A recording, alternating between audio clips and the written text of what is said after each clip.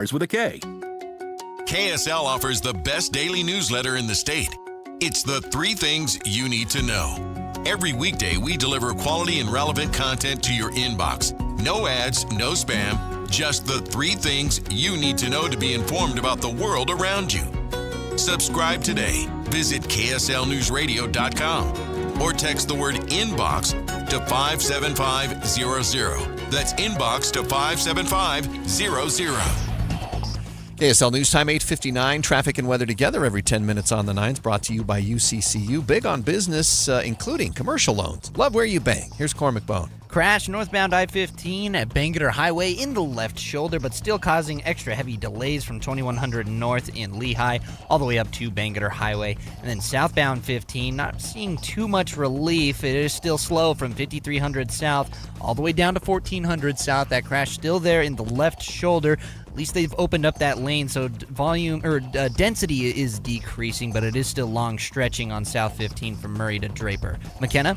Regular delays around the mouth of Weber Canyon still. The worst of it is both directions between Harrison Boulevard and Weber Road. And we're now seeing some slowdowns on northbound Legacy Parkway just after 400 north, but I-15 looking clear both directions in Weber and Davis counties. Two Brothers Mattress, prices don't get lower than the CERTA Labor Day sale in all 5 locally owned stores. Visit twobrothersmattress.com. McKenna Rodriguez in the KSL Traffic Center. 95 today, 97 tomorrow, 94 on Friday. We get rain and cooler temperatures on Saturday. Right now, mostly cloudy and 75 degrees downtown. Inside Sources coming up next. KSL FM Midvale. KSL Salt Lake City. From the KSL Common Spirit Health Studios, this is KSL News Radio. Utah's news, traffic, and weather station. 9 o'clock at KSL News Radio. I'm Amanda Dixon. Our top story this hour, a man who spent 40 years on Utah's death row is back in court this morning.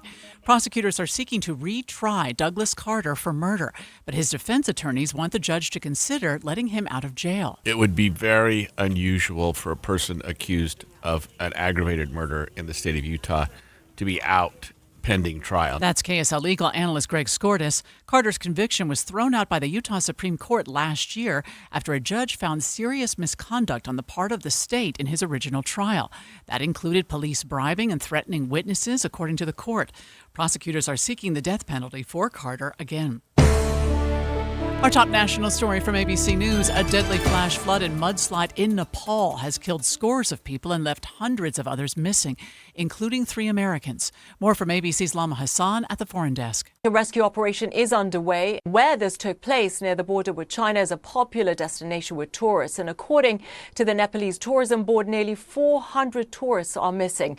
The army has urged people to remain on high alert and to stay in safe places. A Nepal police spokesperson says at least 72 people are dead. Your money at this moment. The Dow is off 85 points. We're at 53,491. Coming up, we'll stay hot through Friday before another storm system. KSL weather is next. KSL News Time, 9:02.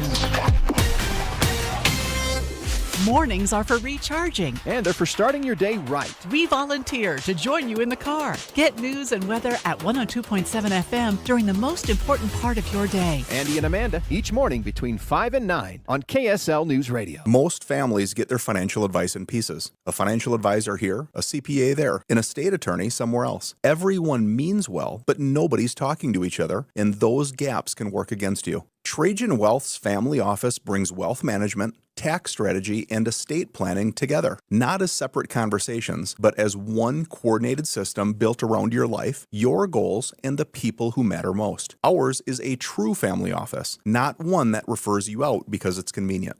This kind of dedicated collaboration used to require a 7-figure net worth, but here's the game changer. Trajan kicked that door open. Trajan advisors are fiduciaries, always obligated, always honored to act in your best interest. Unlock your Trajan family office at TrajanWealth.com or call 1-855-TRAJAN-1. That's 1-855-TRAJAN 1. Advisory services through Trajan Wealth, LLC, an SEC registered investment advisor. Other services through Trajan Estate and Trajan Tax. Utah Jazz fans, are you ready for another season of mountain basketball? The Jazz will tip off the season on Friday, October 23rd, as they face the New Orleans Pelicans. Witness the all-star talent of Lauri Markkanen as he takes the court with the young talent of Keontae George, Ace Bailey, and Darren Peterson, alongside Jazz center Jaren Jackson Jr., who's entering his second season with Utah. Get your tickets now at utahjazz.com. Traffic and weather together brought to you by UCCU. Big on business, including sweep accounts. Love where you bank. And here's Cormac Bone. I-15 delays are stubborn and still working their way out, especially slow around the point of the mountain from 2100 north in Lehigh all the way up to Bangerter Highway. Those are residual due to a crash. They are still there near Bangerter Highway in the left shoulder. And then northbound delays continue at the south interchange and from 3300 south up to 13th south. Southbound I-15 still working its way out as well. It's from 5300 south all the way down past 114th south. That crash still there in the left shoulder as well. It's starting to break up and ease out, but still very slow. South 15 from Murray to Draper. When things go wrong in Utah's backcountry, Search and Rescue answers the call. Trained volunteers who head into danger so you can come home safe. Support them at rescue.utah.gov. Cormac Bone in the KSL Traffic Center. Today will be partly cloudy with highs in the mid-90s. A cool front will approach on Friday that'll bring some rain on Saturday with cooler temperatures. Right now it's 75 degrees. I'm Amanda Dixon from the KSL Common Spirit Health Studios. Listen online at ksl.com. We're Utah's news, traffic, and weather station. The all-new Inside Sources. Your inside access to the people and policies shaping Utah's future. Here are Greg Skordas and Holly Richardson on KSL News Radio. We do have a developing story. The case involving former death row inmate Douglas Carter is going forward today. The judge has scheduled the entire day for motions. This is a case, Holly, of an old conviction that's been set aside, and now we're trying to decide if it's going to go to trial again. So he had been convicted of murdering Eva Olesen in the 1980s. He was sentenced to death, but the Utah Supreme Court overturned his conviction last year. He's been sitting in the Utah County Jail since then. Yeah, so what happened was this. After he was convicted, he was sent to prison. It was a death penalty case, so he was on death row. The conviction was set aside. The Supreme Court said, no, and we'll talk about the reasons for this in a minute. But to answer your question, the conviction was set aside, and so he is now not convicted of a crime, so he can't go to prison. Is he even officially charged? He's been recharged. Yeah, he's been recharged with the crime. Okay. And actually, he's been charged with a crime. And it's a death penalty case still, so he's being held in the Utah County Jail where he's waiting trial, supposedly, although there are so many motions and so many things going on today that we don't know what's going to happen. I mean, this case is just completely unique and unusual in just so many ways. Yeah, so I know that convictions do get overturned, but I would wonder, have we in the state of Utah ever released someone who was on death row back into the community? I cannot think of an example where we did that. And so that's a question. Let's break that one down first, because one of the issues today that's going to be argued is what his status should be while he's pending trial. So right now, he is not guilty of the crime. He is not guilty of a crime. Right. And he's not guilty of anything. I assume that whatever else he had is long since passed, if he had any prior criminal history. So he'd be treated like anyone else. But under Utah law, there are certain crimes that a judge can hold a person in custody without the possibility of bail if the crime is serious, and that includes an aggravated murder, which is what he's charged with, and the evidence is compelling. So the judge would have to say, I think the state's got a pretty good case, and it's a death penalty case, so I'm going to order that he be held in jail without being able to post any bail. And that's literally one of the issues today, is what happens to him, while he's pending trial. There's not even a trial date set, so he's going to be sitting in jail. And if you think about it, technically he's been sitting in custody for 45 years waiting for trial. But you know what I mean? Well, that's really terrible if you phrase it that way. Right. So let me ask you this question. you said there are seven different motions today. We've talked a lot, and you've taught me a lot about preliminary hearings, et cetera. Is this even a preliminary hearing, or is this a pre-preliminary hearing? Yeah, good question. It's a preliminary hearing. I mean, there has not been a preliminary hearing. Now, that's an interesting question. Would he be entitled to another preliminary? Because his conviction wasn't set aside, but the bind over from the judge who heard the preliminary hearing. Interesting. They may go back to square one and schedule a preliminary. But today's not a preliminary hearing. Today's just motions to say, what are we going to do with this man? Wow. A pending trial. And at its core, they're also deciding if it can go to trial. So I know that the news reports are saying there is DNA evidence that does not place him at the scene, so they're asking him to submit to a DNA test. Well, I think a lot of technology has changed since 1985. Do you know specifics in changes in DNA technology? I know because I did Utah's first DNA case. Seriously. I did the very first. And what year was that? It was like 91 or 92. So technology's changed a lot. Yeah, it was a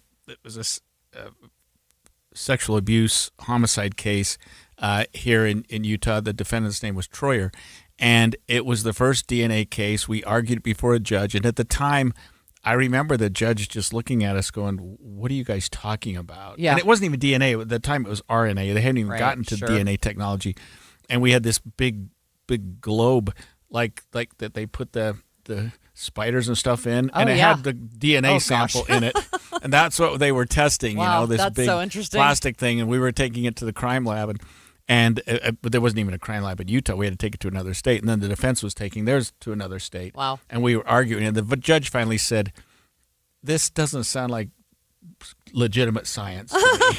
This sounds kind of hokey." And you know what we used to do, and I'm digressing a little bit.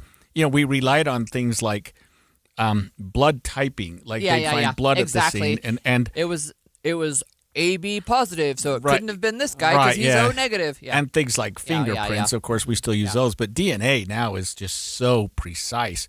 But at that time, it wasn't. So to answer your question about this case, they want to have him tested and get DNA so that they can compare it to things that were found at the scene. Mm-hmm. But as you know, DNA doesn't just live forever. I was going to ask you that. So in 40 plus years, hasn't it degraded at some point? Although it's degraded, but the technology has increased, so maybe they can. It's maybe still identifiable. Who knows? I mean, I doubt the state would have held it in some sort of state of refrigeration for 45 years, and I don't know what they have anyway. I don't know. I listen to cold crime podcasts, and it seems like they can revisit stuff like that. So there was some bedding and some things there at the house where this woman was killed. She was assaulted. I don't remember the exact nature of the assault, but he would have left, fingerprints or some bodily DNA, fluids. anything like that at the scene. Who knows? Mm-hmm. And that those could be tested. I don't know whether they can still be tested, but I mean. So, a couple more questions. He allegedly confessed back in the day when he had his original conviction. The defense is trying to suppress that. What does that mean in context of this whole thing being thrown out? Yeah, so the defense is trying to say that his statement, and I don't know that you would characterize it as a confession, but it was they do, but he made statements that were incriminating. Let me just say that the defense is trying to throw those out based on the same reason the whole trial was thrown out, and that is that there was some misconduct on the part of the prosecution and the police. And this was thrown out, Holly, because there were two witnesses who are now living or having moved to Mexico who testified for the state and against the defendant. And as it turns out, they were being paid by the state, by the police, right? And they had other perks that they were getting. Their housing and Which stuff were paid seems so for. weird to me, but you've told me that it can happen. Sure it does. But the thing is, you have to disclose it to the defense. But it still sounds weird. Hey, I'm going to pay a witness. Well, so here's I think what happened, and I'm just guessing. These people may have been here under some sort of immigration status. Maybe they weren't allowed to stay here. So the state would have paid their housing to keep them here. During the trial process. They're going to go. They go back to Mexico. You don't have a witness. So it's not like witness protection, but you can provide accommodations for your witnesses so they can stick around. Sure. But if they're financial accommodations, you have to disclose that to the defense, because if I'm a defense attorney, which I am, and I'm cross-examining a witness, right.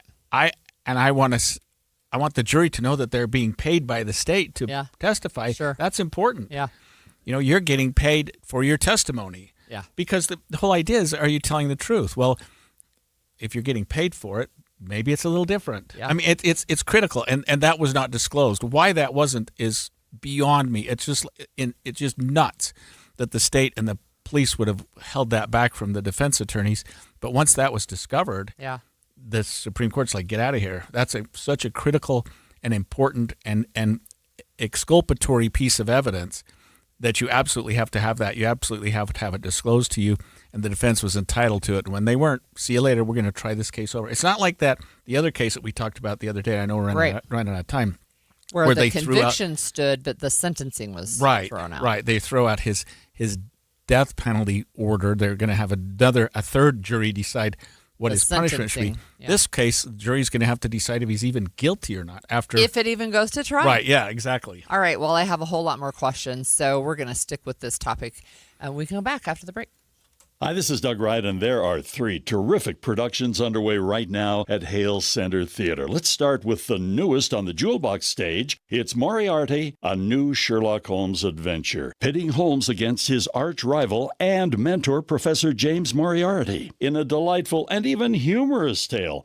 And by the way, at the end of the play, when the curtain falls, the cast comes out to take their bows. You'll be amazed at how few actors actually brought this story to life. On the center stage, Joseph and the Amazing Technicolor Dreamcoat. This is an absolute favorite. And the young theater goer who was sitting behind me kept saying, "This is so cool," and he absolutely nailed it. It's on the center stage. And don't forget Thornton Wilder's Our Town. It's an American classic. All 3 showing now at Hale Center Theater. Don't forget to get your season tickets for 2027. Go to hct.org. Get your tickets now at Hale Center Theater. My name is Ariel. When I arrived in the U.S. at 19, I struggled to find job opportunities without my high school diploma. My entire life changed when I took a chance and got my high school diploma at age 22. Everything I have, my education, my career, my marriage, I owe to the Adult Literacy Center and my teachers. They were with me every step of the way, helping with my English and math, making sure I pushed through all the challenges. Ariel, your success proves that what I'm doing as a teacher has real meaning. It was an honor helping you achieve your greatness. Now you're helping others achieve theirs. It inspires me. Education was the key that unlocked all my opportunities. When you graduate, they graduate. Find free and supportive adult education centers near you at finishyourdiploma.org. Brought to you by Dollar General Literacy Foundation and the Ad Council. Hey, Doug, what is it that you do? 'Cause everybody's buying a car from you. Hey, Doug. Roll into summer in a new Chevy from Doug Smith Chevy in Spanish Fork. We've got cars, trucks, and SUVs perfect for fun under the sun. Together, let's drive. Hey, Doug. Everything to my back is dark. High in the alpine wilderness. Really ugly clouds coming over from the north. A place the ridgeline is imposing, the escarpments, the drops. where survival, It's dark now. I have nothing. is never certain. This is not good. My name's Dave Cawley, and I'm the host of a podcast called Uinta Triangle. It's about the disappearance of an Australian hiker named Eric. Our conclusion, and that of the sheriff, is that the mountains have decided to keep him. Come retrace Eric's footprints with me. You have done this walk too, but this is your backyard. Did he really make a wrong turn, or did he decide that he was done? He is not the first or last person to vanish in this remote region. It was haunting to see the photos. I mean, really. Find and follow the podcast series Uinta Triangle. That's Uinta, spelled UINTA, Triangle, wherever you get your podcasts. All episodes out now. The Children's Center Utah provides a unique service in our communities by meeting the needs of very young children and their caregivers. Here's a Little Minds, Big Hope message from Dr. Kyle Smith, the Children's Center Utah's child and adolescent psychiatrist. Did you know that extreme separation anxiety can be more than just a phase? For some children, it may be a sign of deeper stress or them being overwhelmed by their emotions. Find out more at childrencenterutah.org. When you see this in your kitchen, the stainless steel fridge is covered in fingerprints. you hear this. Leslie, people are going to think you were raised in a barn or by wolves, or raised in a barn by wolves. Fortunately, Wyman Stainless Steel 3-in-1 cleans, shines, and protects to give you the best shine. A spray and a wipe will have your fridge shining like a mirror. Wow, my fridge looks brand new. Your fridge looks amazing, Leslie. Sorry, I was being a little dramatic earlier. Your kitchen says a lot about you. Let it brag with Wyman. Get in the zone, AutoZone. Welcome to AutoZone. What are you working on today? Truck started slow. Battery might be toast. Slow starts are the first sign of heat damage to your battery. We'll test it, no charge. Thanks. And if it is dead? We'll set you up with a new, fully warranted battery, some up to 5 years, and we'll recycle the old one. Thanks for the rundown. Lead the way. Get free battery testing, charging, and recycling at AutoZone. Get in the zone, AutoZone. Restrictions apply. KSL Brightside. All I've been watching for the last 5 minutes is just you caressing and fondling that ice cream. With Ethan and Alex. I'm never gonna dance again. So I just assumed it was you. KSL Brightside. Streaming from 1 to 3 on YouTube or on the KSL News Radio app. And expanded Inside Sources. We're talking about the Douglas Carter case right now because he is in a courtroom. And Greg, you told me that he has a hearing today that's scheduled for the entire day because there's so many different motions that they're going to be talking about. Yeah, we were going to break away to it, but I thought, no, we don't have 8 hours to serve. So the hearing started, I think, at 8:30 this morning. Yeah. The judge took the bench not long after that, and they're arguing motions. But they just have so many motions and so many things that the judge has to consider. And we've already talked about some of them, including a motion to release him pending trial, which you would expect in any case. But, I mean, what do you do with somebody who's been in prison for 40 years? And it's troubling to me. We'll talk a little bit more about it in the next segment, that someone who's been in prison for 40 years, I mean, so you just release him to the street, and he's sort of just out there. See you later. Goodbye. We'll talk about that in our next segment because I have lots of questions about that too. But yeah, I mean, one of the questions that I have for you is is it the same motion to say, should we just release him? And is there bail? Like, does he need to post bail? Can he be released? Would he, what would that even look like? Because I don't know. He has spent, more than 40 years behind bars. Right. So he's charged with a capital offense, which means the judge can order him to be held without bail. The judge can also order that he pay bail. He could say, okay, we're going to put some amount here. The thing with Carter is, the reason you have bail is because somebody say, I'm going to put my house up. Right. If I don't show up, have anything like that. If I don't show up, I'm going to lose my house. Right. You have somebody that they've got some skin in the game, or a family member of theirs does.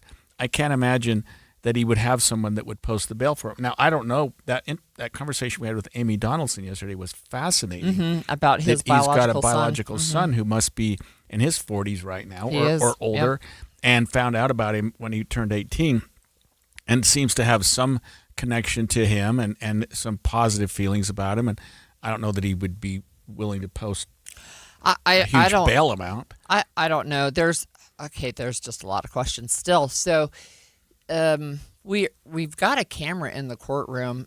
It looks like they're calling a witness to the stand. So that's typical in these types of proceedings as well? It's absolutely not. I don't know what this would be. I don't know who this witness is. I didn't know that there was an evidentiary hearing. Now, there are so many motions, and maybe it's to decide, what his conditions of his release would be, or whether he'd be held or something like that. There's another motion that I think is important, and maybe this is the one that's being addressed, is that the defense has filed a motion to dismiss the case and saying, look, it's called a Tiedemann motion because of a United States Supreme Court case that says if the state has lost so much evidence that the defense can't adequately prepare for trial and defend their case because the state has lost evidence. Wow. That So is it possible that they could throw out the whole thing because of that? Absolutely. Oh. That's exactly what the defense is asking for. So for example, we talked about the DNA. Let's say that the sheets have been thrown away. Let's say that Sure. they're not around, and that evidence could be exculpatory. It could help him. Yeah.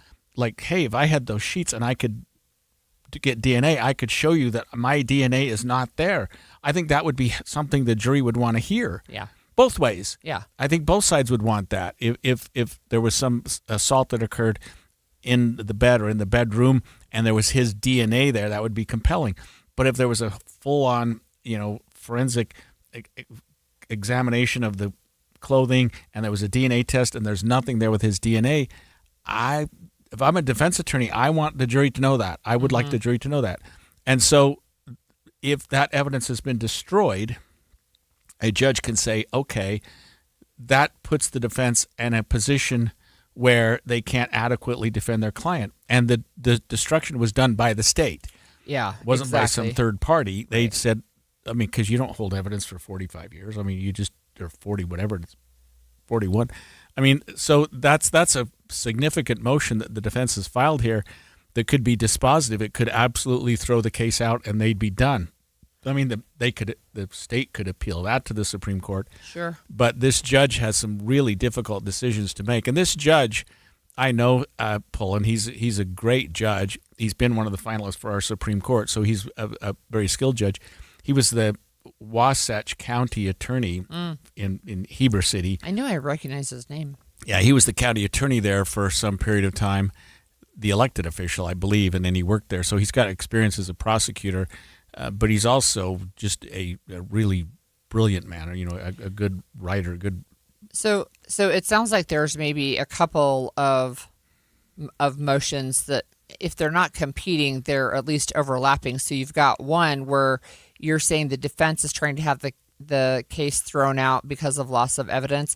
Is it the same motion to just dismiss the case outright because of time served? Is that No, a separate motion? That wouldn't even be a good motion. Oh, okay. So, because could the judge decide to just say, "Look, we're just done." he could, based on the destruction of evidence. Okay. The judge wouldn't be allowed to go, okay, I think you've done enough time. Okay. If he's charged, which he's been charged, a Right. jury finds him guilty and they say Right. he's guilty, but we're not going to impose the death penalty, the judge could say time served. After you get to that point. Right, after you get to that point. But the judge couldn't do that now because he hasn't served his time. If it's a death penalty case, Sure. there- Oh my gosh, he hasn't served his punishment.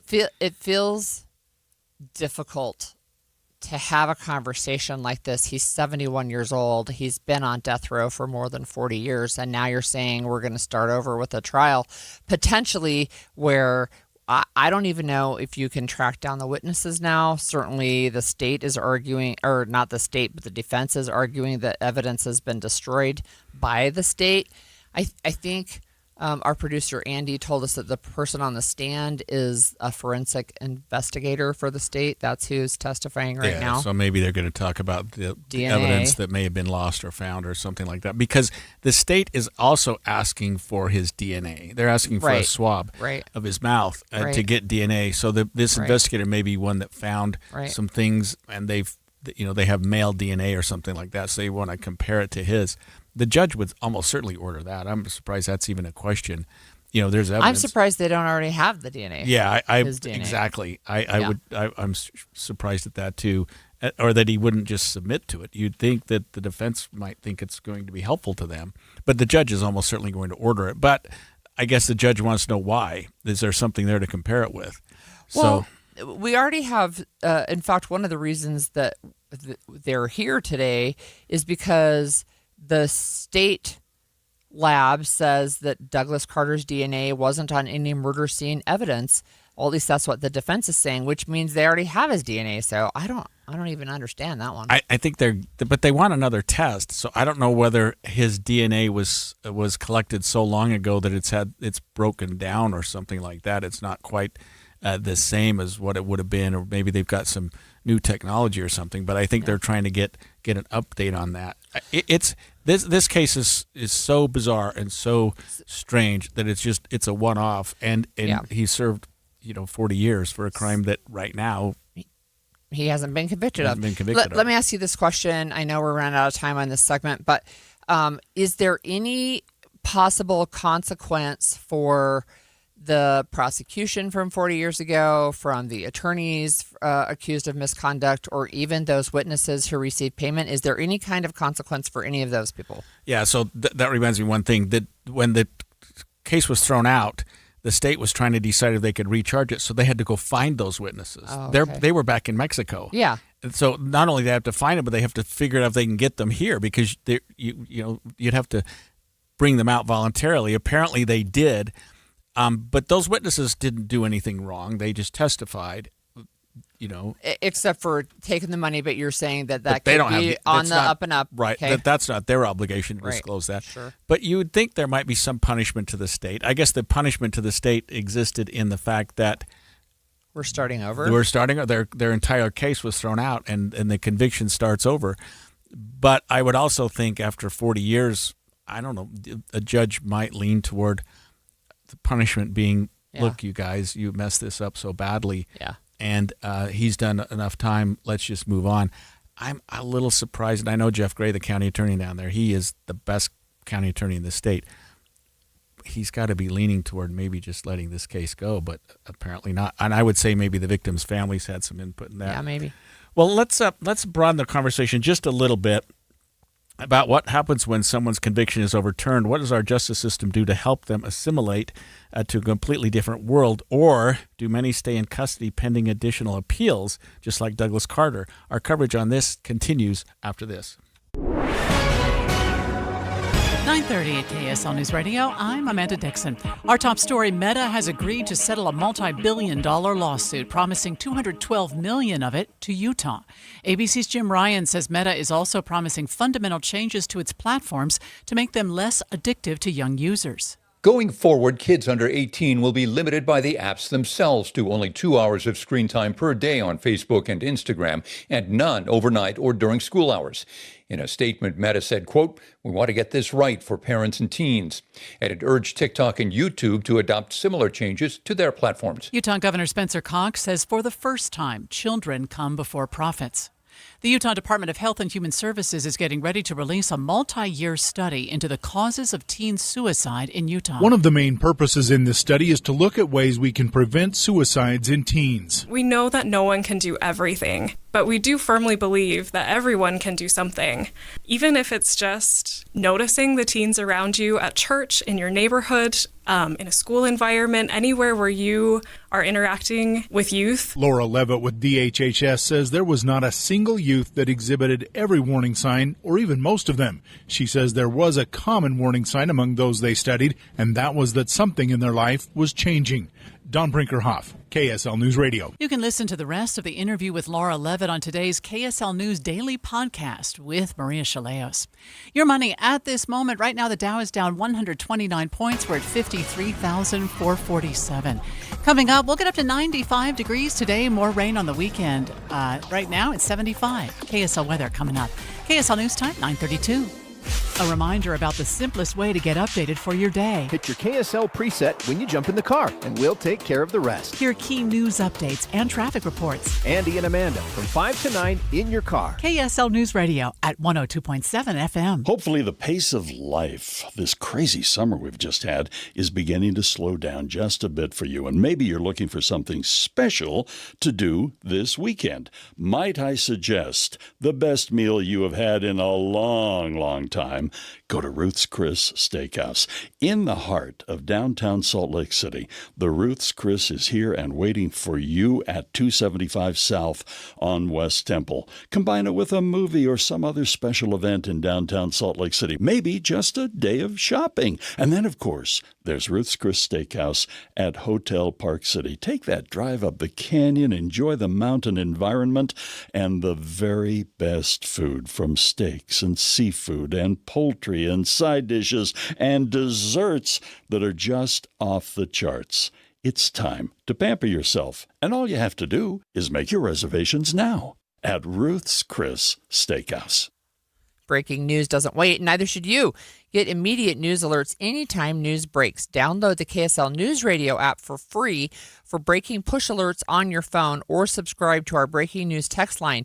Just text news to 57500 to get started. KSL News Radio, your home for breaking news.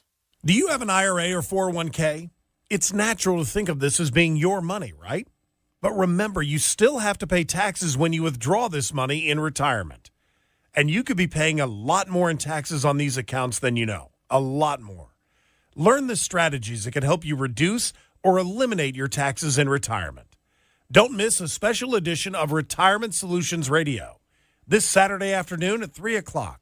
Right here on KSL News Radio 1027. If you're in the market for a new vehicle, start at Performance Automotive in Bountiful. Browse a large inventory of Ford, Toyota, and Honda vehicles, plus hundreds of quality pre-owned options. Whether you're upgrading your daily commute, looking for more space for the family, or ready for your next truck or SUV, the team at Performance Automotive can help you find the right fit. Visit Performance Ford, Performance Toyota, and Performance Honda today. Or shop online at performancebountiful.com. Check engine or ABS light on? Take the guesswork out of your warning lights with O'Reilly Veriscan. It's free. Ask for O'Reilly Veriscan. O'Reilly Auto Parts. For the ones who get it done, Grainger offers the professional-grade products you need to get the job done. With fast delivery you can depend on and access to technical product experts ready to help you meet any challenge. Call, click Grainger.com, or just stop by. Cozy season is ahead, and you'll be spending way more time inside. Is your home ready? Don't worry. With Wayfair, you can upgrade your space without breaking the bank. Score up to 70% off during their Labor Day clearance on furniture, area rugs, mattresses, and more. Plus, surprise flash deals you can't miss. Whether it's one room or the whole house, Wayfair has pieces for every style and budget. Shop Wayfair's Labor Day clearance now through September 7th at wayfair.com. Wayfair, every style, every home. We've got emergency traffic brought to you by UCCU. Big on business, including merchant services. Love where you bank. What's going on, Cormac? Well, we had a crash northbound I-15 at 4500 South. They were blocking 4 left lanes. It happened in the center left lane, and so they had to quickly move it over to where it is now at the right shoulder, but not before delays could stack up very quickly. It's stop and go from the south interchange up to 4500 South past the cleanup. Also still seeing some trouble on I-15 around the point of the mountain from Timpanogos Highway up to Bangerter Highway, though that crash has cleared off. And South 15 delays have really eased out now that the crash cleared off, but it is still slow from 123rd South down to Bangerter Highway. I'm Cormac Bone in the KSL Traffic Center. Today will be partly cloudy with highs in the mid-90s. A cool front will approach on Friday that'll bring us some rain on Saturday, maybe even Sunday. Right now, it's mostly cloudy, 79 degrees. I'm Amanda Dixon from the KSL Common Spirit Health Studios. Listen online at ksl.com. We're Utah's news, traffic, and weather station. The all-new Inside Sources. Inside Sources. Your inside access to the people and policies shaping Utah's future. Here are Greg Skordas and Holly Richardson on KSL News Radio. Well, let's continue our conversation about Douglas Carter today. And the reason we're doing that is because there's a hearing going right now in the 4th District Court in Utah County in Provo, because his original conviction, Holly, and his death row sentencing were both thrown out or overturned by the Utah Supreme Court. So as we were talking about our show today, one of the questions that I had is, like, what kind of resources are there for somebody when a conviction is overturned? Like somebody who has spent years in prison, in this case, the world has changed a lot So I was really wondering what kind of resources there are. Yeah, and so let's talk about that and broaden our conversation and bring in someone who actually gets this done. This is Christy Columbia is joining us this morning. She is the executive director of the Rocky Mountain Innocence Project. Christy, thanks for joining us. Thanks for having me. Hey, and I have to give a shout out to the Rocky Mountain Innocence Project. You guys do amazing work, and you have for a long time, and I am one person that has learned to appreciate you very much. So a shout out to you and your group. Can you just tell our listeners when a case this case is an anomaly. This case is sort of out there, but you've dealt with individuals who have been wrongly convicted. They serve time, and then they are released in response to something you've done or that the court overturns that. But they're just kind of out. I mean, they're not on parole or probation, right? They're just kind of out. So what happens to them?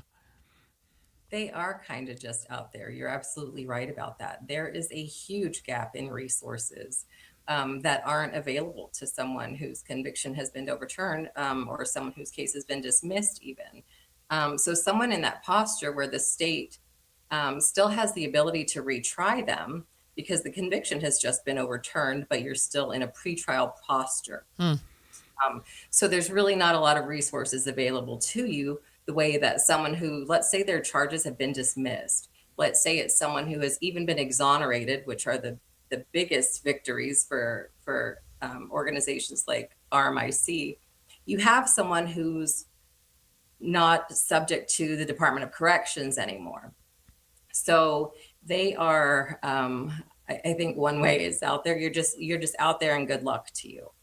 These are people like Holly, you mentioned, that have not been in the workforce for a very long time. Depending on the amount of time they've served, they may not have a support system when they come out anymore in terms of family members, in terms of friends. And one thing that we always talk about, and we don't take it lightly, but it's somewhat comical, is that you come out of custody and you need a driver's license. You need a social security card. You need a bank account. And you need two of those things to get one of those things. Yes. So it's just this vicious cycle of not having access to even the most minimal things that I think all of us take for granted. So sometimes your conviction can also be overturned. And Greg, I'm sure you know this, depending on the seriousness of the offense, you're not necessarily going to just walk out of prison either.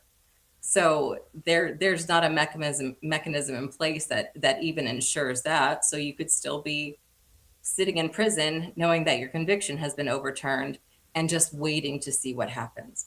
And if you are one of the fortunate ones who actually gets bail granted and is released into the world, you're still looking over your shoulder wondering what is going to happen with that case because it's really not over just because the conviction has been overturned.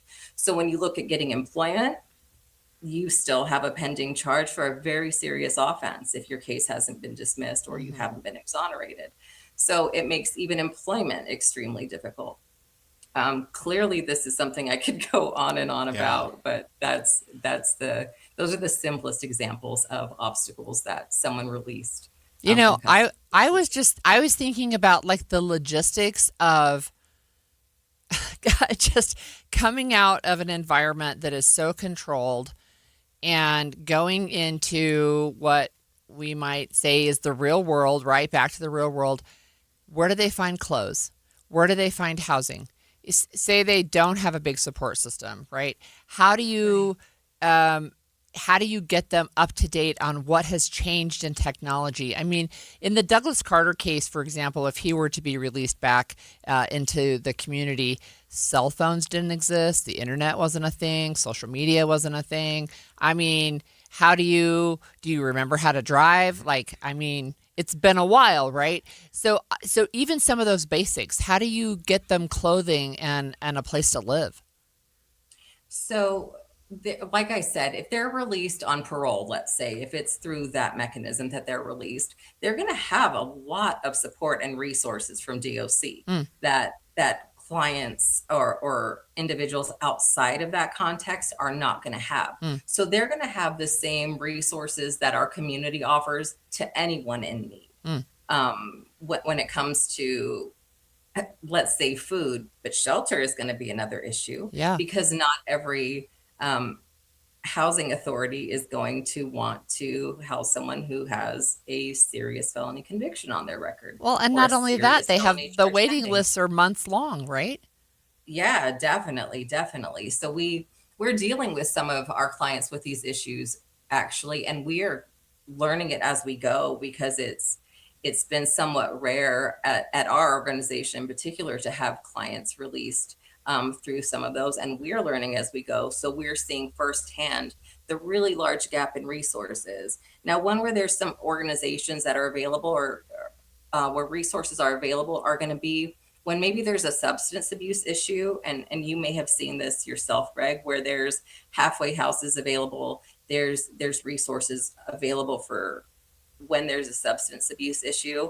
But when you're looking at more than 2 decades, let's say, in custody, I don't think that's going to be the priority coming out or even an issue coming out. Chris, With the technology, you're right. I've known someone who got incarcerated and was sitting in county jail before being transferred to prison when 9/11 happened and got released during COVID. So if you look at those bookmarks for the incarceration, that's a lot to have to deal with. There's a lot to learn. And you have to learn quickly just to keep up with anything these days when it comes to technology. But again, there really is a large gap in resources for individuals in that particular position. Yeah, and Christy, we only got a minute left, or actually less than that. But when you have a case like this, which is a death penalty case, the appeals never end. The reviews never end. The innocence checking never ends, and that's something that you all are involved in really forever when a person's sitting on death row, correct? Right. Those cases would definitely take much longer than other cases, and there's always going to be appeals of any decision that are going to be available at every step along the way. So it really is a never-ending battle when it comes to that particular type of situation. All right. Thank you so much for joining us. That was Christy Columbia, Executive Director of the Rocky Mountain Innocence Project. Just so many questions, and I appreciate her joining us. Coming up next on Inside Sources.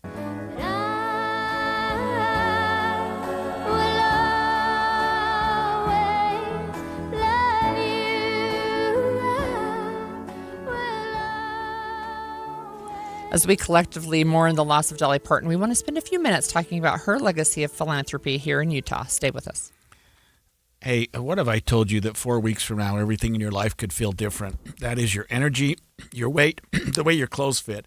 That is what the SOTA Dynamic Diet is built to do. And right now, SOTA has a special end-of-summer offer. Call 866-800-SOTA and mention this radio station. It is still August, and they are continuing this 4-week free offer through the end of August. They have over 10,000 favorable Google reviews and a high rating. SOTA teaches you how to let go of the weight and keep it off for a lifetime with no shots, no pills, no lifetime dependency, just real food, expert guidance, and habits that last, because SOTA believes that weight loss should be temporary. However, the results should last your lifetime. Weight loss medications can cost a lot, and the bill does not end. SOTA is different. Degreed nutritionists help you get to the cause of your challenges, guide you one-on-one, and teach you lifelong habits so you can lose the weight and keep it off for the lifetime. SOTA worked for me. It'll work for you. And say it with me, SOTA is state of the art. There's nothing better than getting outside with the people you love. And in Utah, we have endless ways to stay active and healthy outdoors. But staying healthy also means staying safe. Intermountain Health recommends that you wear the right gear, stay hydrated, protect your skin, and plan ahead before you go. Know your limits and choose activities that keep it safe and fun for everyone. Because when you make health and safety a part of every adventure, you're taking care of what matters most: your life, your health. Rocky Mountain Gun Shows. Don't miss the Rocky Mountain Gun Show, Saturday and Sunday, August 29th and 30th at the Mountain America Expo Center in Sandy. Stock up on wholesale ammo with no limit on quantity. Get 500 rounds of 9mm ammo for just $95. Shop our massive selection of firearms, mags, knives, and outdoor equipment. It's the Rocky Mountain Gun Show, so you know it'll be good. Rocky Mountain Gun Shows. Murphy's Law says that if your air conditioner is going to break down this summer, it's going to be when you least expect it and at the worst possible time. And for a lot of homeowners, the fear isn't just the breakdown, It's worrying about what happens next. Is this going to cost a fortune? Am I going to be pressured into replacing it? Can somebody just help me figure out what's wrong? At Any Hour Services, that's exactly what we're here for. Maybe your system just needs maintenance to help prevent breakdowns before they happen. Maybe a part failed, and a simple repair gets you back up and running quickly. Or maybe your system's getting older, repairs are adding up, and you think replacing it makes more sense. Whatever the situation, we'll walk you through your options, answer your questions, and make sure you have the information you need to make the decision that's right for your home and your budget. Maintenance, repair, or replacement, you choose what's right for you. That's how Any Hour Services works. Options, not pressure. Call Any Hour Services next time you need help with your air conditioner. Google Any Hour Services or schedule online at anyhourservices.com. No one helps more homeowners than Any Hour Services. Sleep Number's new collections are designed to adapt to the changing nature of your life and your sleep needs.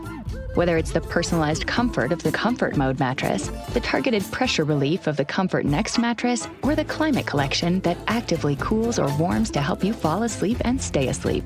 And now, all beds are on sale during our biggest sale of the year. Save 25% on the new Comfort Next Luxe for a limited time, only at a Sleep Number store or sleepnumber.com. This is the story of the one. As a maintenance engineer at a beverage manufacturing plant, he starts his day knowing every line is ready to run because Grainger delivers the industrial-grade products he needs to keep mixers, conveyors, and packaging equipment moving. With Grainger's vast selection of bearings, belts, and motors, he keeps operations running smoothly, so nothing grinds to a halt. Call 1-800-GRAINGER, click Grainger.com, or just stop by. Grainger, for the ones who get it done. 911, tell me exactly what happened. My son and his wife and their 2 children haven't responded. Susan Powell disappeared on a snowy morning in 2009. Your wife is missing, Josh. Yeah, but And you want to think about it for a couple of days? The podcast, Cold, has gone deep on these kinds of stories. I'd had this overwhelming feeling that he had done something to her already. Clearly, something happened on that couch because he cleaned it. Find and follow Cold wherever you get your podcasts. KSL Brightside with Ethan and Alex. Ethan rolls up with a, let's talk about balding, you guys, and then looks at both of us, and then now we're in a bad spot. Yeah. Now we're in a bald spot. Alex. It's all good. KSL Brightside. Streaming from 1 to 3 on YouTube or on the KSL News Radio app. And expanded Inside Sources. Inside Sources. Tumble out of bed and I stumble to the kitchen. Pour myself a cup of ambition and yawn and stretch and try to come to life. Jump in the shower and the blood starts pumping. So as we celebrate the life of Dolly Parton and the joy and inspiration she brought to so many people, we have to talk about her philanthropy. Yeah, and 9 to 5, what a fun song that was. And it was a part of a movie, I think, actually. Oh, yeah. Yeah, I've learned a lot more about her. For example, she's given hundreds of millions, I think 200 million books to young children, absolutely free, part of what she's calling her Dolly's Imagination Library. The program is in Utah, but only on a small scale. And so in order for things to grow and more kids to get access to these free books, legislation's needed. This morning, we spoke with Kristen Andrus. She's the founder of Gathering for Impact. Yeah, Kristen is helping lead the charge to get legislation passed, working with lawmakers in both the state House and the state Senate. Good morning, Kristen. Thanks so much for joining us. When we started talking about doing this segment, Dolly Parton was still with us, and now here we are. She passed away yesterday, and I wonder if you could just start by talking to us about your work with her vision of getting books into hands of kids. Absolutely. I have said the name Dolly Parton many, many times, probably hundreds of times over the last 6 months. And we just launched here in Utah, like you mentioned, the Dolly Parton Imagination Library partnership with the state of Utah. It is a way to get books into hands of all 0 through 5-year-olds. So it's an incredible early investment that actually 22 states across our country are doing right now. Dolly, over 30 years ago, started a foundation knowing that her father couldn't read and couldn't read to her, and she knew how important that was. And when we're looking at our third grade reading levels and seeing that half of our kiddos here in Utah are not reading at grade level, we knew that this was a very innovative, worthy and an early investment in our kids and families, not only with literacy, but with family connection. And with the cost that she heavily subsidizes through her foundation, we're able to get books into homes of little kids right before kindergarten, before first grade, before maybe it's too late, when they are learning to read and then reading to learn. And so what she has set up, what has stood the test of time, and like I said, so many states across our country, we're finally bringing to Utah. Her team has been absolutely incredible. We were told that if we pass this, she would be coming to Utah. So we have just been devastated by this news, but we feel it is just so timely and important and incredible that actually the state of Utah now gets to carry that legacy forward and getting these books into homes for our little kids. Kristen, will you just tell our listeners how you felt when you heard the news yesterday? And I think you've sort of answered the second question, but how does this affect what you're doing going forward, if at all? I will tell you, I was on a Dolly Parton call yesterday with Operation Literacy. We were talking through our messaging because we're going to the legislature. We need to get half of this funding covered. What's so neat about Dolly is that she insists that things are done a certain way. She knows that if this is going to work statewide, you need legislative buy-in and you need boots on the ground partners. And so we were meeting around this concept literally in the moment, talking with her team about what this rollout was going to look like in Utah when it all came across our phones. And we just stopped and we were stunned. And we knew she had health issues, but this was nothing that we had expected. The work continues. Like anyone that does longstanding, it works on longstanding, important, sustainable issues. This will last beyond her. And she did know that, and she set it up in such a way that we now have an opportunity to keep talking about Dolly and to ensure that our legislature funds this. I will tell you, there's been nothing but total support as I have been up at the Capitol and talking to the community, even before her passing. So, Kristen, I wanted to ask you about that legislative piece.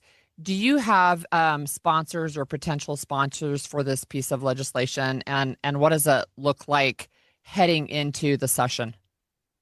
Yes, we do. Senator Heidi Baldery will be running this from the Senate.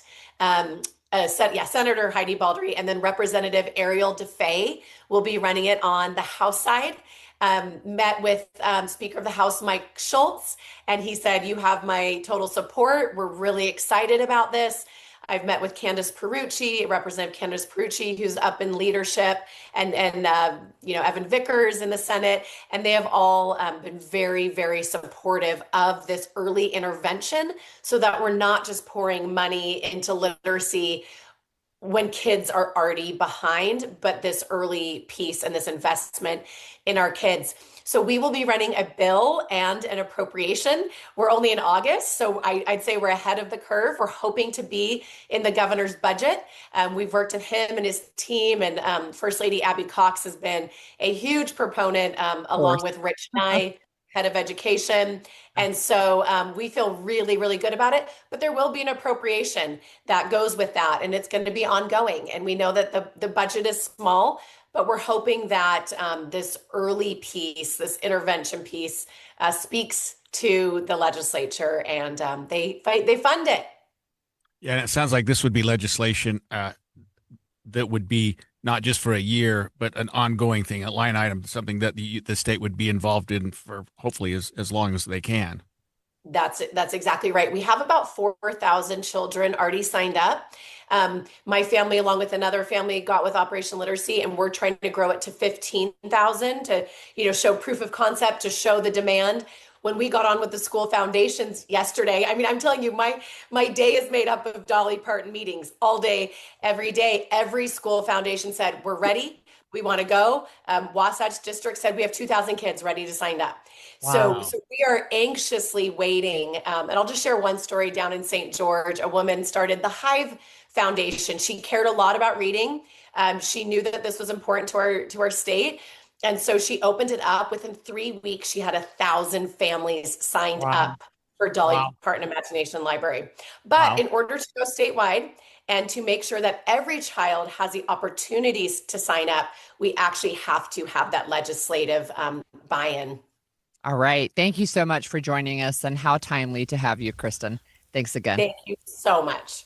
You know, I hadn't appreciated just how much Dolly Parton did and how much service she had. I mean, she was a fun person to watch. She was just a charming personality, and she was active in a lot of community things, but I had no idea this Imagination Library and how big it was and how big it is. Right, and I wanted to just talk a little bit more about that. What it will do is provide one book a month from birth to age 5 for every child born in the state of Utah. That's if the legislative piece gets passed, because again, as Kristen was saying, you need the community buy-in. But for every single child born in the state of Utah, right? And there were organizations that will be out telling families about this. But to have that 60 books before the child goes to kindergarten, right? And when we're talking in our state about the concern about literacy when we get to 3rd grade, this is huge. When I consider what I do for a living with the courts and with juveniles and delinquency and whatnot, literacy plays as important a part of anything. I mean, we talked yesterday about abuse and that type of thing contributing to teen problems, but literacy is another huge contributor to young people struggling. I can't stress how important it is. There's a couple other fun facts about Dolly. So if you Google Dolly Parton today, you will get little butterflies, and we will always love you, Dolly. I didn't realize she did Google. that song, the one that we played at the beginning, I Will Always Love You. Yep, that was her song. Yep. So also, she entered a Dolly Parton lookalike contest and lost. I think it's so funny. And not only that, it was a drag contest. So people thought she was just an unattractive, she said, gay guy, in quotes. I'm putting it in quotes. And she got the least amount of applause, if you can believe it, in the Dolly Parton lookalike contest. Can you imagine how the people must have felt when they realized it's actually Dolly Parton? Good for her. What a great sport. I think everybody loved woman. Dolly. Yeah. Everybody loved Hey, Dolly. well, that was a fun hour. In the next hour of Inside Sources, a major settlement between dozens of states, including Utah, and the social media giant Meta. We're going to break down the settlement with the state's AG, Derek Brown, and get insights on what this means for parents and kids who use social media here in Utah. Stay with us. KSL FM Midvale. KSL Salt Lake City. From the KSL Common Spirit Health Studios, this is KSL News Radio. Utah's news, traffic, and weather station. 10 o'clock at KSL News Radio. I'm Amanda Dixon. Our top story this hour, Facebook and Instagram's parent company Meta has agreed to settle a lawsuit with dozens of states, including Utah, over claims their apps are addictive and harmful to children. Meta has agreed to pay out nearly $17 billion, more than $200 million of which is set to go to Utah. It really is the settlement of our generation, because for the first time ever, Meta has to build its platform around child safety and not just engagement metrics.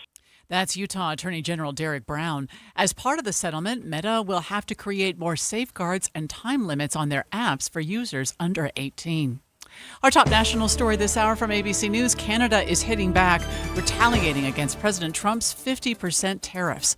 Ottawa putting import tariffs on about $20 billion worth of American products. The president today did an interview with Glenn Beck on his radio show, and he expressed his frustration with Canada, saying, quote, they are one of the worst countries in the world to deal with. He also said that he thought they had a pretty good deal, and he dismissed the idea, though, that the United States needs Canada. Of course, Canada is the second biggest export market for the United States after Mexico. There's a very critical trade relationship between the two countries. ABC News White House correspondent Karen Travers. Your money at this moment. The Dow right now is down 117 points. We're at 53,460. Coming up, a few more pop-up storms this afternoon. KSL weather is next. KSL News Time, 10:02. The source is where we get our news matters. When you listen to Utah's Morning News, we want you to feel the stories are important to you and trustworthy. This is Amanda Dixon. And I'm Andy Farnsworth. Join us weekday mornings on KSL News Radio. I'm not one to say I told you so, but I switched to Pure Talk over a year ago, and ever since, I've been telling people there's no better wireless company out there. Well, a few months ago, a massive survey was conducted. 123,000 people were asked to rate their wireless carrier in 4 categories: coverage, support, data, and overall value. Well, the results are in. Guess which wireless company was the only wireless company to get 5 stars in every category? Yeah, Pure Talk. 5 stars, every category. To celebrate, Pure Talk is offering the first 3 months of any plan for just $15 a month, including their top-tier unlimited plan. No contract, no commitment, just a very inexpensive way to test drive the only American wireless company with 5 stars in every category. Just dial pound 250, say micro, and Pure Talk's U.S. customer service will take it from there. Again, pound 250 micro. And yes, I told you so. Your best years aren't behind you. They're right here at Trio South Ogden.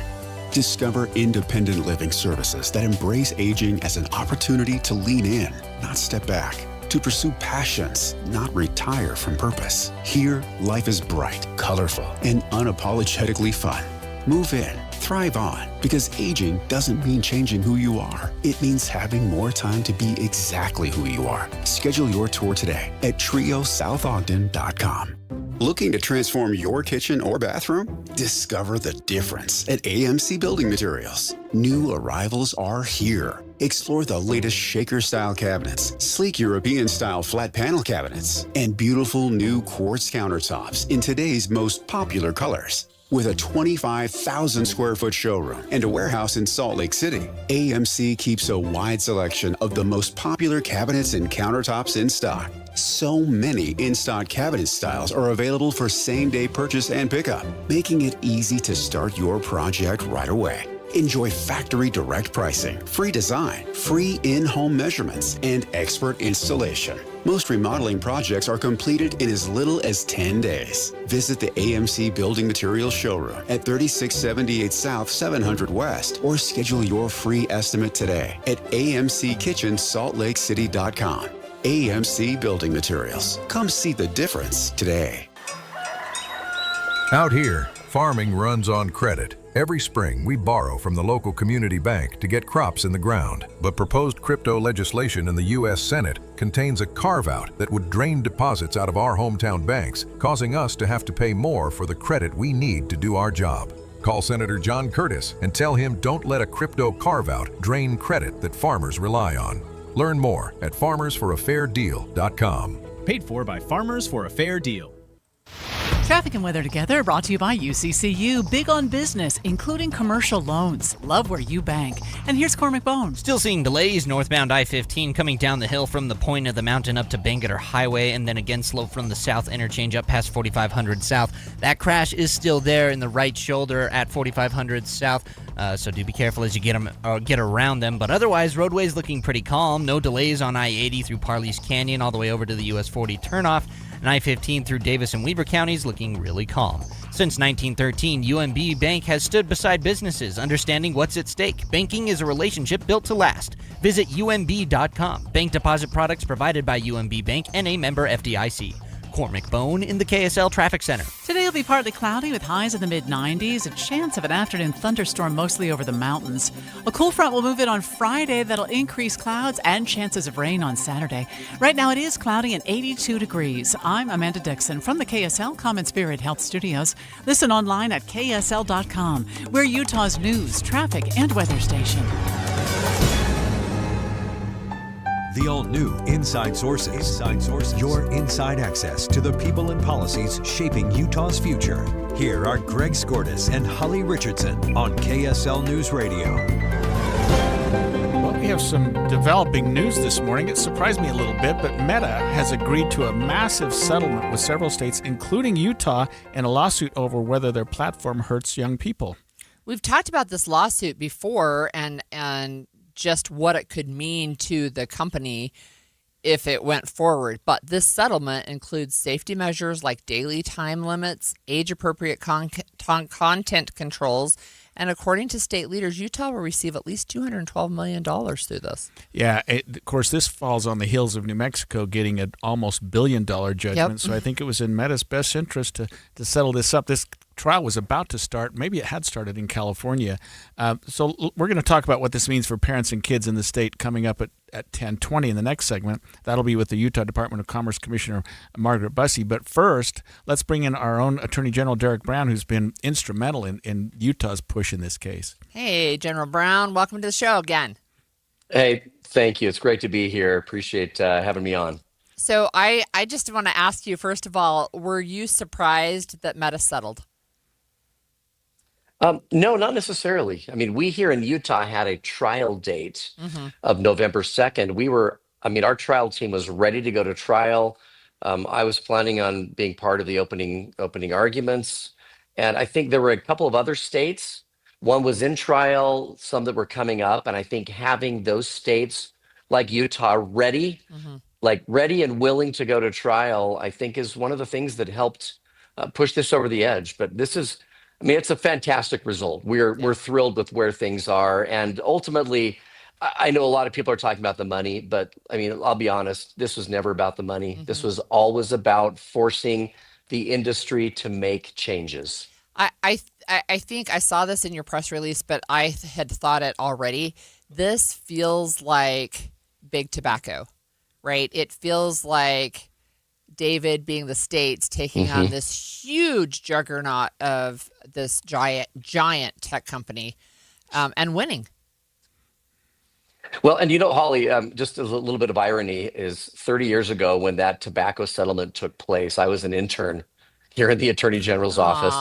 And this is really the full circle. And what I love is that this is the single biggest settlement really in history after that case. We will be talking about this for generations to come because this is, like I said, this is not about the money. This is about forcing an industry whose entire platform was based on maximizing engagement, maximizing eyeballs, forcing kids to stare at their screens for as long as possible. And we've now severed that connection. And this is one of those watershed moments in Attorney General history where we're going to now see, I believe, other tech companies who have always had those same market incentives to now shift and focus instead on engagement. They're going to be focused on how do we protect kids. So, Derek, how did this settlement go down in terms of the fact that there were numerous states having numerous lawsuits? I guess y'all kind of had to get together. They come to the table and say, hey, we'd like to settle this. Well, we had a team. We have a fantastic lawyer here in Utah, Douglas Crapo, and his team that work with our public protection. They work with the Department of Commerce. We've got a lot of lawyers who have spent a lot of time. But yes, this is working with other states.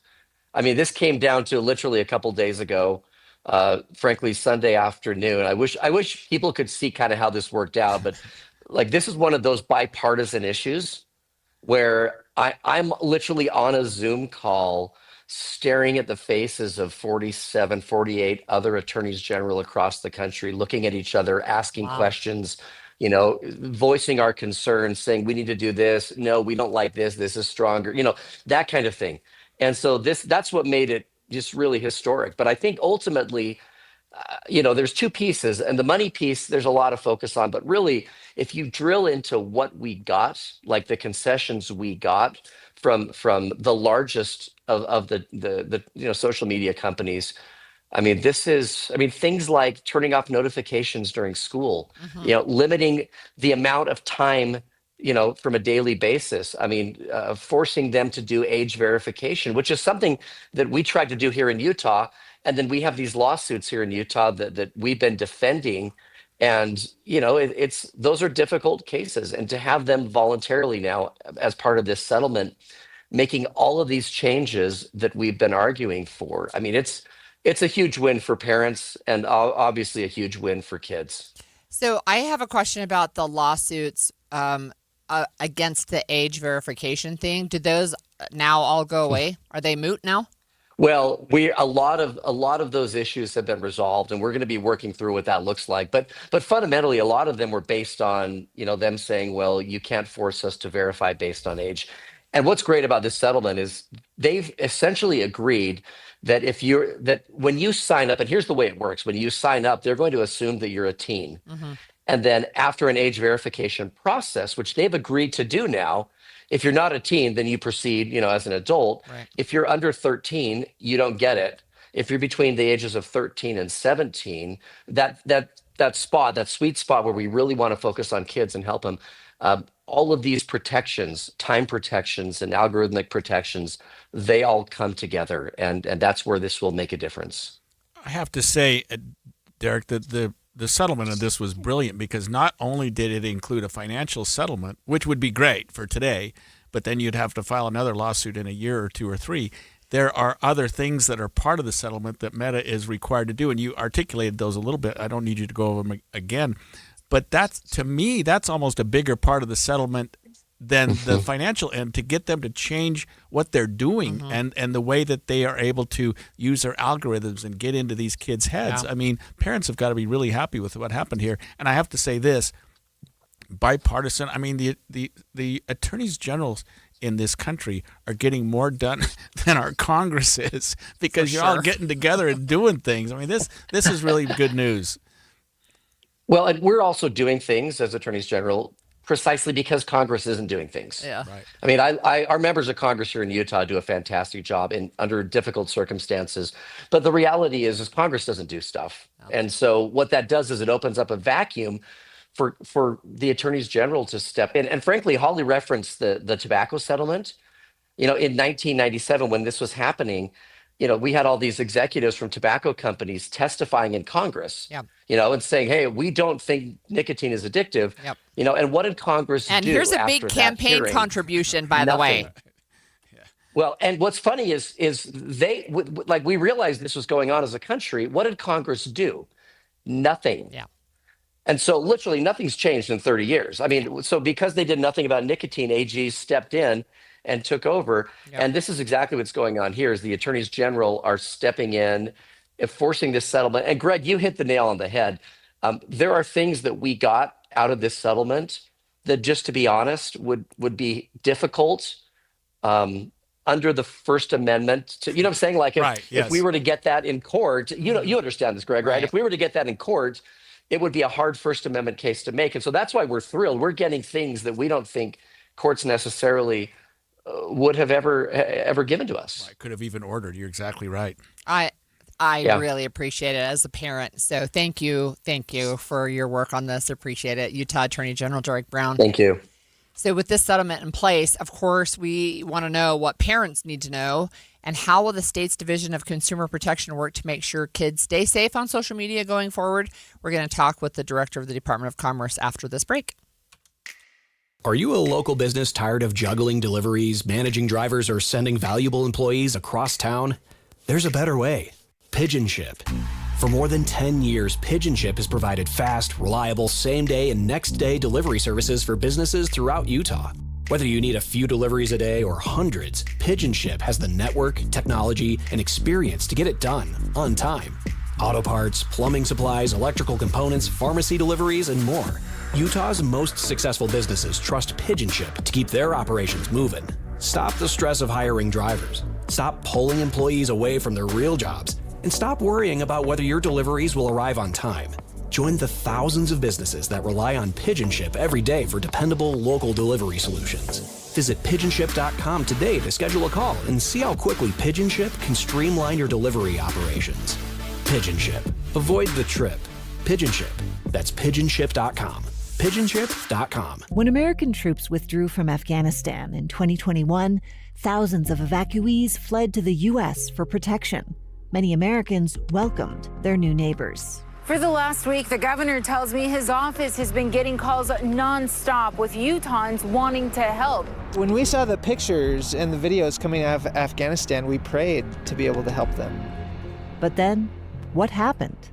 Listen to Stranger Becomes Neighbor, wherever you get your podcasts. It's time to get sewing again with special discounts and super savings in August on Bernina machines and accessories at Dave's Bernina in St. George and Provo. Find out about the new products to be released in the upcoming weeks. Special pre-order pricing on the all-new Bernina 790 Ultra, 580 and 495 Liberty Editions, and the Bernina 660 and 620 Surgers. Come in and test drive their sewing machines. The Bernina 990, 770 Pro, and 570 are on sale, featuring free accessory bundles worth from $2,900 up to $4,600. All new Berninas come with a 5-year warranty and free classes. 48 months, 0% interest on specific machine purchases. And at Dave's Bernina, they service all brands. August means big savings at Dave's Bernina, 691 East St. George Boulevard and 2017 North 550 West in Provo. Dave's Bernina. Hi, it's Tori DeVito. In every family, small conversations can make a big impact. I grew up on tour with my parents. Kind of different, but we bonded over music just like other families do over sports, camping, or other interests. And we talked. Little everyday conversations from silly to serious that built a foundation over time. Honest conversations, like when my dad shared his experiences as an alcoholic. Your honesty about that part of your life gave me a sense of integrity that I wanted to uphold in my own life. And I was so grateful that you and Mom had become these sober, stable people who were always there for me. I wanted you to know from someone who's been in recovery more than 30 years now that hard work is what creates success, not alcohol or other drugs, whether it's music or anything else. I said it a lot, and I'm glad you took it to heart. Talk, they hear you. For more information about talking with your kids about underage use of alcohol and other drugs, visit underagedrinking.samhsa.gov. Thinking about replacing your windows? Choose the company that builds and installs them right here in Utah. Advanced Window Products is Utah's local window and door manufacturer that sells directly to homeowners. Hi, I'm Nate Orchard, the mayor of Sac Lake City with Advanced Window Products. At Advanced Window Products, there are no dealer fees, no middleman markups, and no extra costs to cover someone else's profit. From manufacturing to installation, every step is handled by Advanced Window Products' local team. Every window is custom built in Salt Lake City for Utah's homes and backed by one of the strongest warranties in the industry, a lifetime warranty covering labor, glass, and parts. Even better, it's fully transferable to the next homeowner. Right now, get $2,000 off when you purchase 10 or more windows. Financing is available, and Dominion Energy rebates may help you save even more. Call 801-850-9100. That's 801-850-9100. Or visit us at advancedwindows.com. That's 801-850-9100 or advancedwindows.com. Hi, I'm Maria Chaleos, and I'd like to tell you about my podcast, the KSL News Daily. Every weekday morning, we'll deliver one story explored in depth, plus the 3 things you need to know before your day begins. But this is new. This is where we human beings are able to trick AI. This is news with context from the journalists you trust. Agencies were less than willing to speak with us about this. Find and follow the KSL News Daily at kslpodcast.com or wherever you listen. Any Hour Services can make sure your AC keeps you cool this summer. Whether you need a tune-up, repair, or just a second opinion about replacing it, call Any Hour Services or visit anyhourservices.com. The new Inside Sources. A major landmark settlement announced today between Meta and dozens of states. Utah was involved in the lawsuit for this, which accused Meta of creating social media platforms that deliberately addicted minors. Yeah, and as part of the settlement, Meta has agreed to make major changes in its apps. There was a huge financial part of this, but they also made some changes in their apps. But I want to know, we wanted to talk about what this means for parents and kids here in Utah, and if there's more we can do to better protect kids online. Yeah, so Derek did talk about the financial end of it, but he also mentioned that there were other things that they're doing that they agreed to, and he said that some of these a judge probably couldn't have ordered based on First Amendment protections. Right, and I really love some of these, and I published their press release in Utah Policy this morning. It's just under latest if people go to the website. But one of the things that I really like one of the arguments that states were making is that Meta was deliberately addicting kids through their use of algorithms.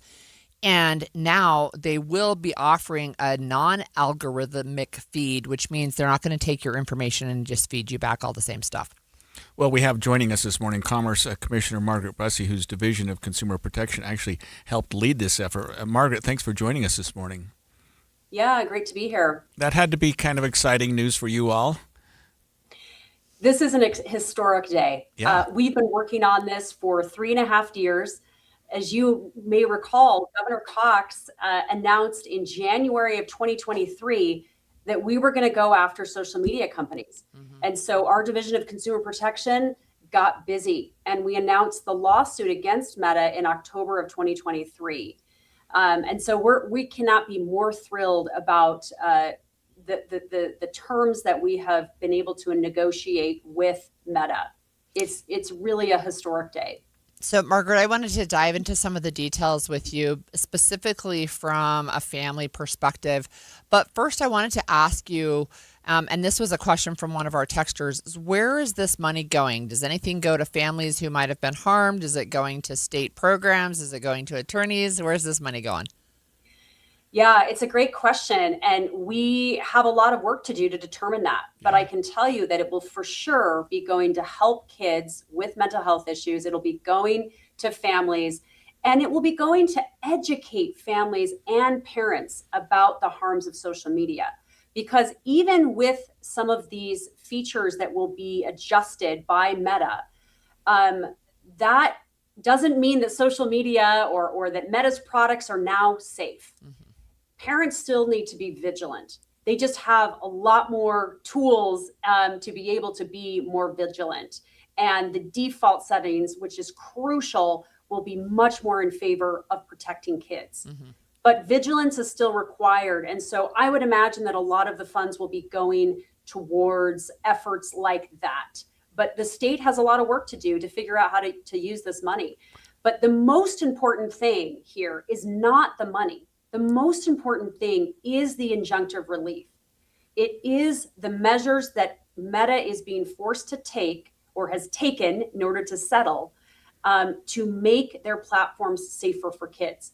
And the important thing to say there is that it's clear that Meta could have done this all along, right? They have the ability to do age assurance. They have the ability to implement these features, and they have chosen not to because of profits.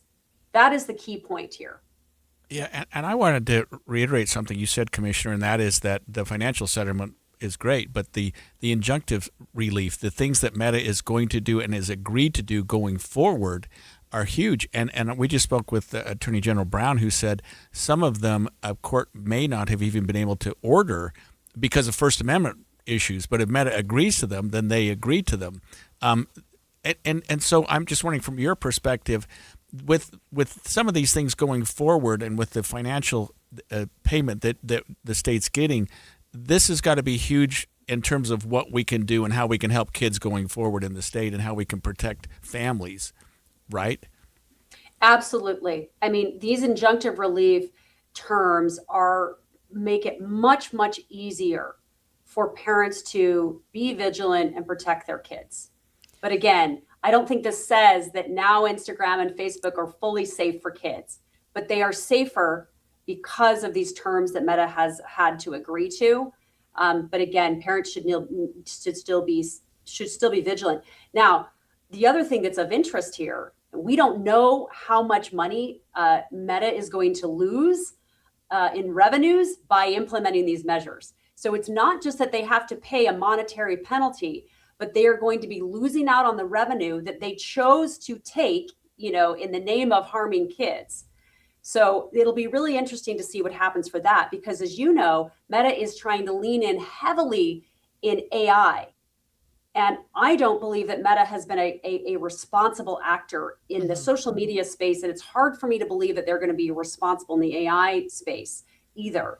And so what I'm actually thrilled that this settlement is coming when it does, as they are trying to lean into AI, because they must be held accountable. Margaret, can you tell us some of the things that Meta has agreed to that will impact parents and kids? Yeah, absolutely. So first of all, they're going to be implementing robust age assurance technologies. We passed a law in Utah that would have required age verification, and their trade group sued us for that. And they said, oh, well, we can't do that. Well, they can do it, and they're going to do it under this. And then once they know that someone is under 18, if a user is a minor, then everything changes for how the features are going to be offered. So first of all, these kids that are verified to be under 18, they are going to not be able to use their Facebook and Instagram products at nighttime. So from midnight to 6 a.m., can't use it. So that helps solve some of the sleep issues that we're seeing. We're also seeing a lot of excessive use. And so Meta will be implementing a 2-hour limit on usage. That sounds amazing. Amazing. Yeah. I mean, we'd love to be an hour, but 2 hours is better than 5.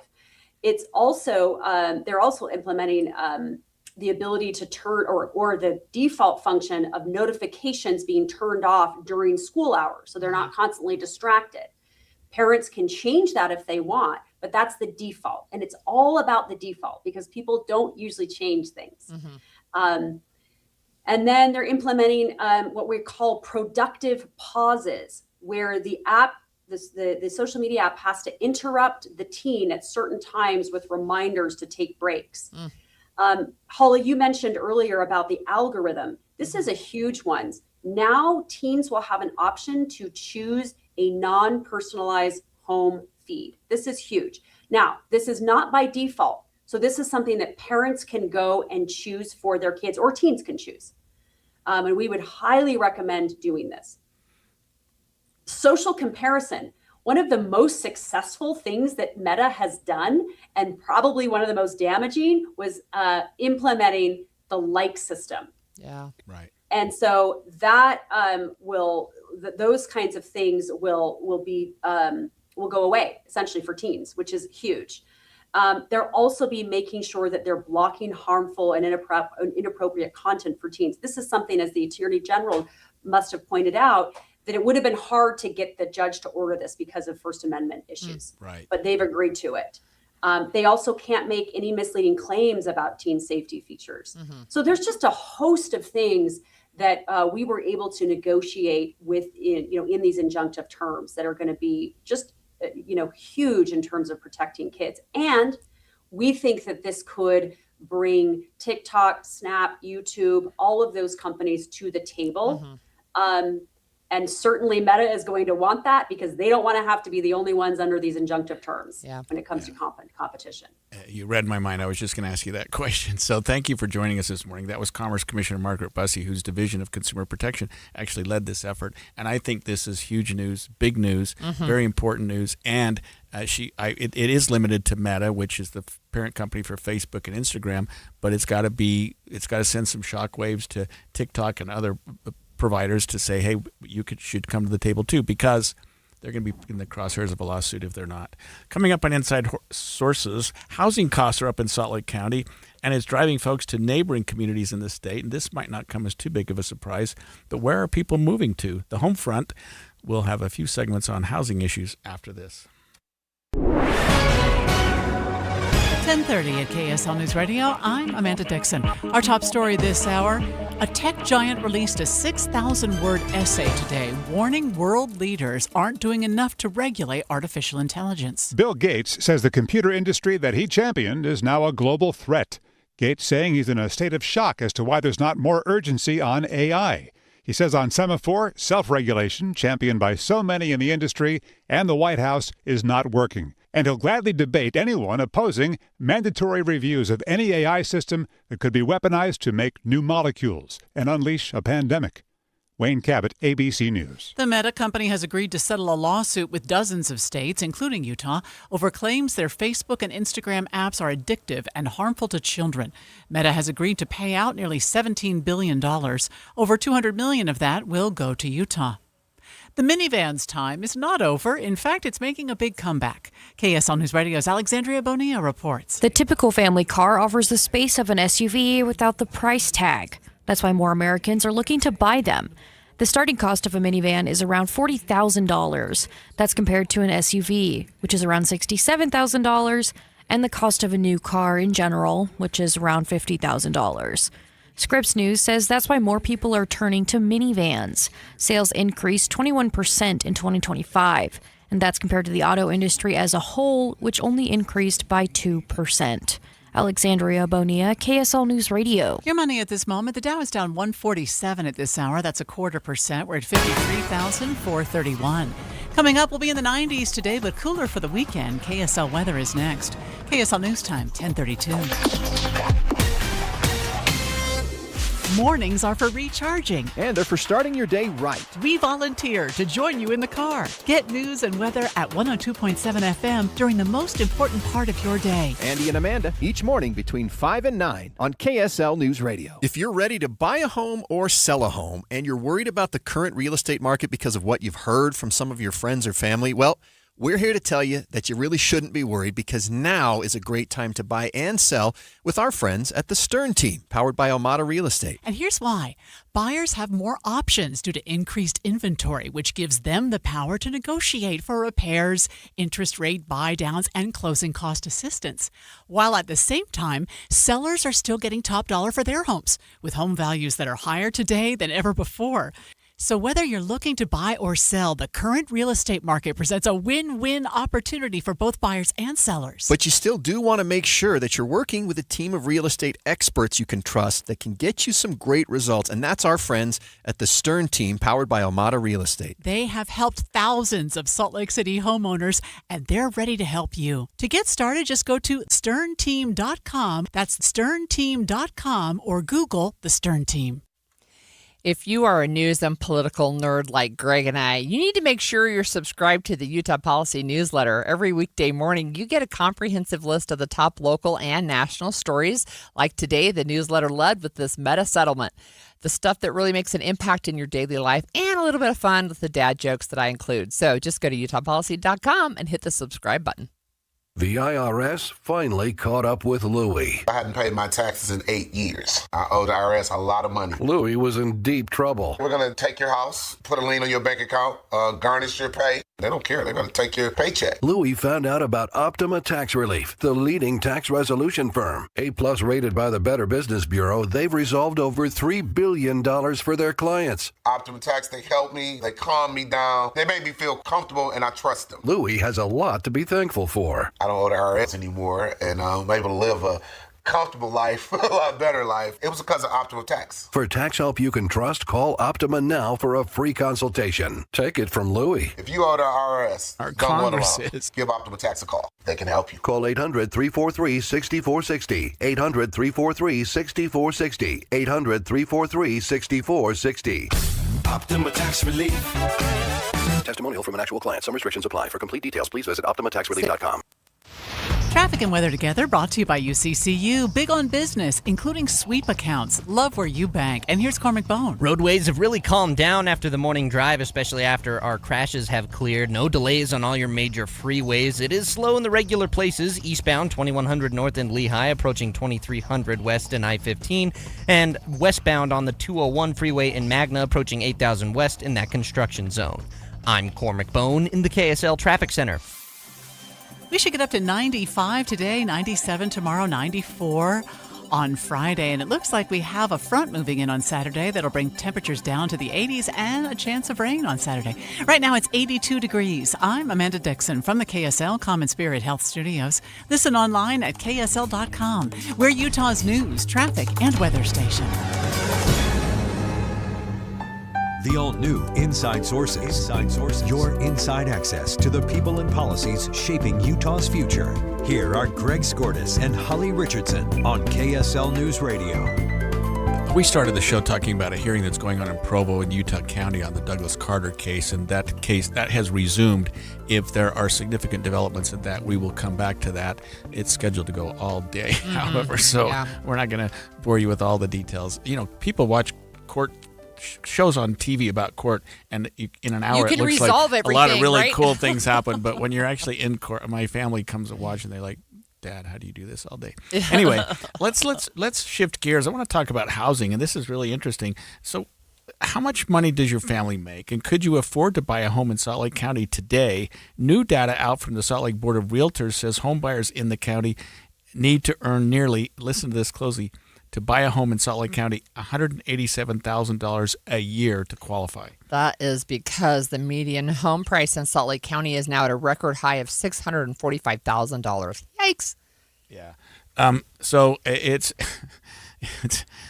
time for the home front here in Inside Sources, and I think a lot of people are looking outside of Salt Lake County.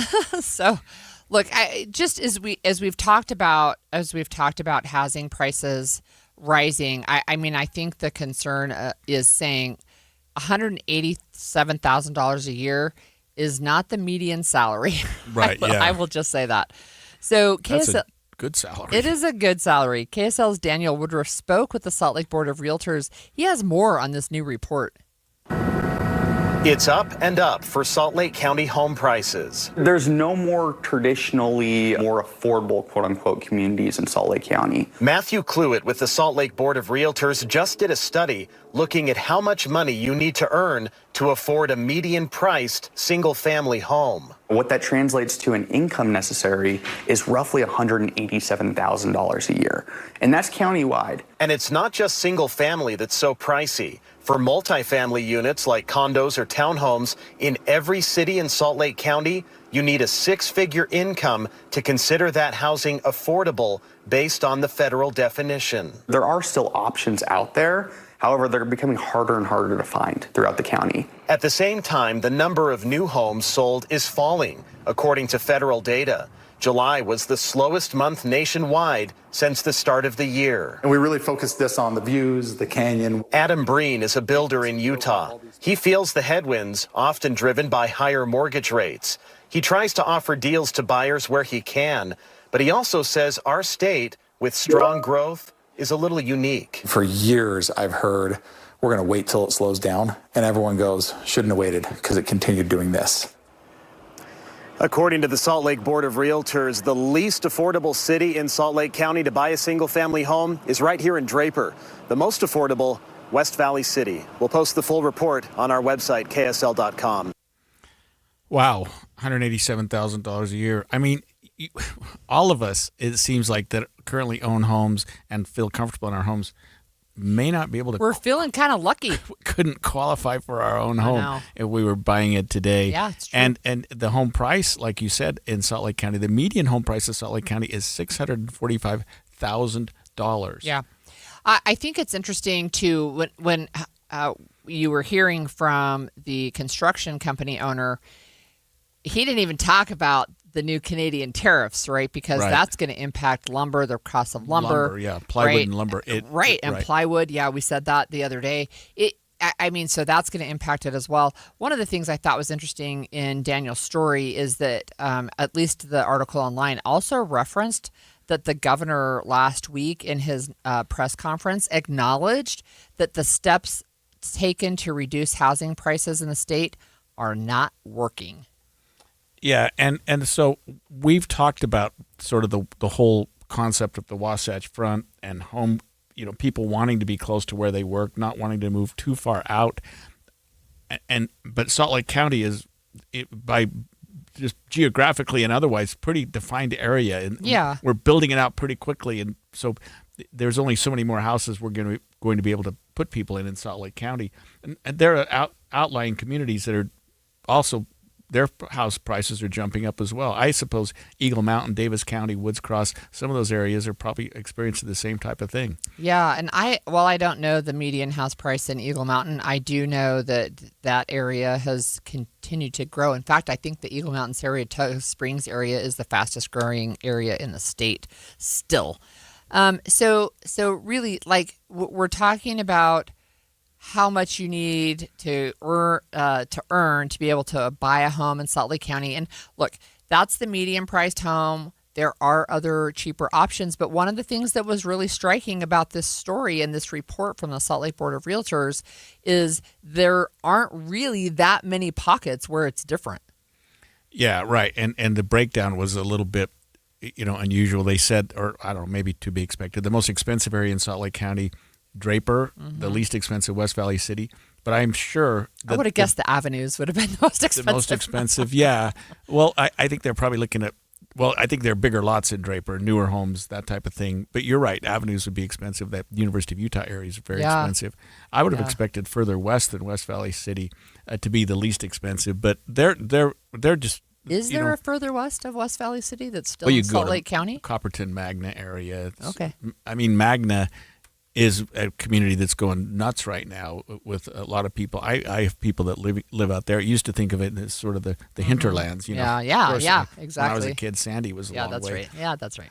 So if you remember, the governor set a goal in 2023, announced a goal at least of 35,000 starter homes by the end of his second term, which ends in 2028 in just 2 years. So do you want to guess how many homes of the 35,000 have been built? How many? 7,400. Ouch. We're not on pace.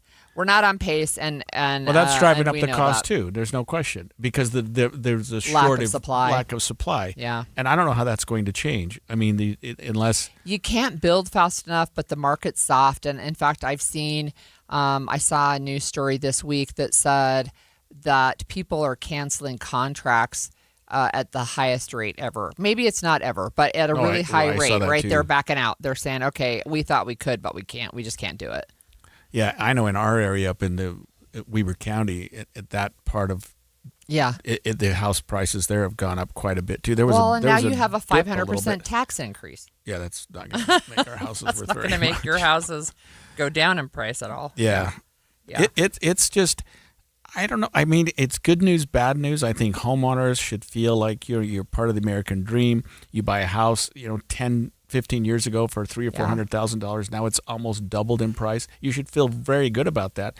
But the problem are you is trapped? Are you stuck? Yeah. Oh, yeah. You can't do Right. anything about it. Yeah. But you've got to keep it. But the problem is, and you've seen this, I've seen this. My stepdaughter wanted to buy a house. I know. And she's just They like, can't do there's it. no way we can Yep. do that. So, Yeah. her mom and I Yeah. chipped in and said, okay, Yeah. we'll help you. Yeah. But even that, it was a beautiful kind of a smaller home in Murray, but it was still, I don't remember Really what it was. pricey. It was pretty expensive. Yeah, I think I've told you we have a couple of kids who've purchased their first homes in the last 2 to 3 years, and so one of them 2 years ago, one of them 3 years ago, and they're in the $500,000 to $600,000 arena for first homes. They're not used. I will say that for these two kids, like you can buy a used home. They both bought new, but they're small.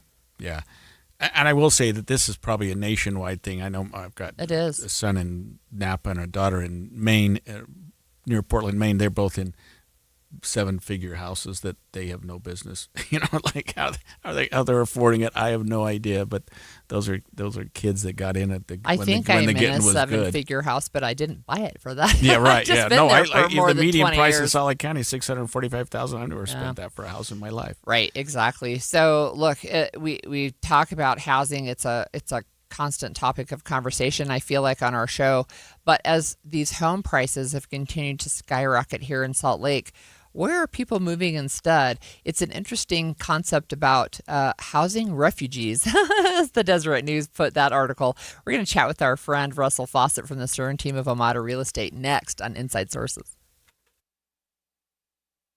Want to rep the bright side? We're giving you a chance to win a limited edition KSL Brightside t-shirt. To enter, visit ksl.com/win. We'll have you subscribe to KSL Brightside on YouTube and leave a comment on your favorite video. You could be one of the lucky winners to sport this exclusive Brightside gear. Tune in for a smart take on life, current events, and everything important to you and your family with a dose of fun. Join Ethan Millard and Alex Curie every weekday from 1 till 3 p.m. on KSL News Radio and streaming live on YouTube from noon till 1 p.m. Summer seems to be almost over. We're in the last week of August, but Soda Dynamic Diet is continuing a special that they're having through the end of August, so you've only got a few days left. 4 free weeks if you sign up by the end of August. Call 866-800-SODA and mention KSL News Radio. Get 4 weeks free. Soda's been great. They've had thousands of success stories, over 10,000 Google reviews, results that you can really see. Remember, Soda is not a quick fix. It is a proven process that teaches you how to eat for life. You work one-on-one with a degreed nutritionist. They guide you every step of the way. You learn what works for your body so the weight stays off long after the program ends. No injections, no pills, no ongoing prescription costs. You walk away healthier, more confident and free from chasing the next expensive fix. I got in a jam earlier this year and thought I needed to lose some weight. I hooked up with soda, and the weight I lost was incredible in only 7 weeks, and I've kept it off for the intervening 4 months. In fact, I've even lost weight since then. So just following the diet, following what they say has worked well for me. Soda has been for me, say it with me, state of the art. You can't escape a traffic jam. Know what else you can't escape?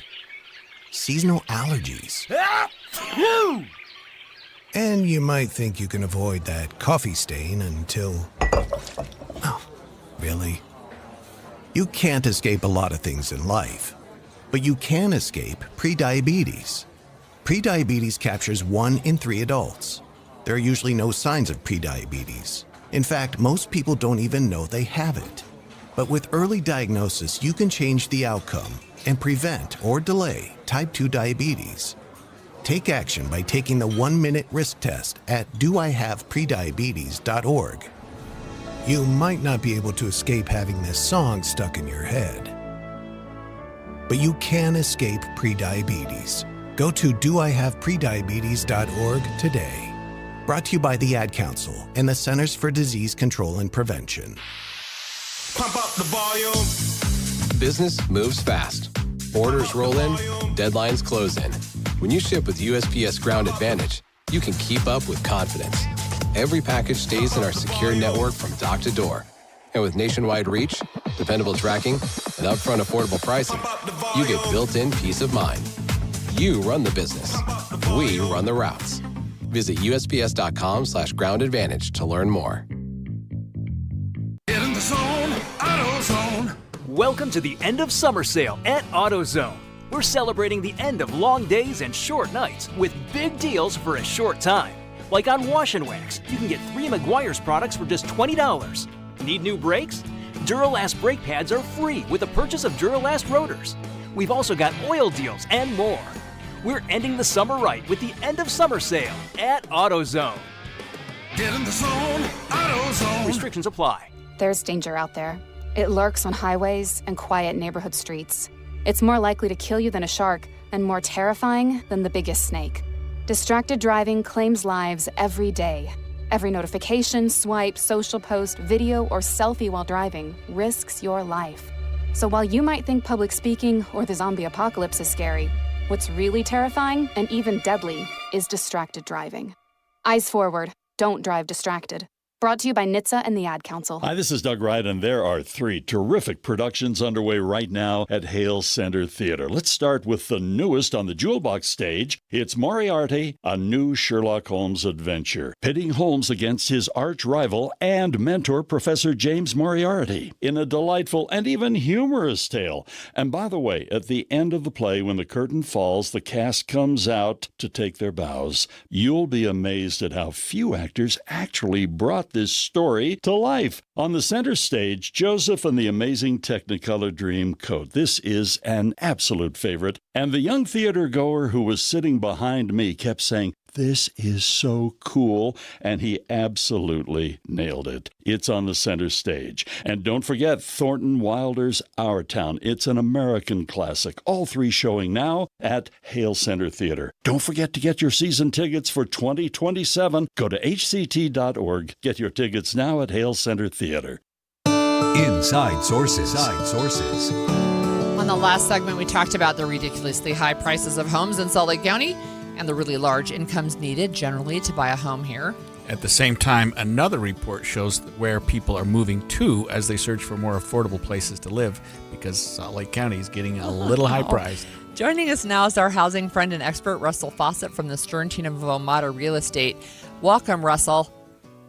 Thank you. You know, one of the things I told our producer when we were talking about this before the show was you have talked to us multiple times about what potential buyers need to be willing to do.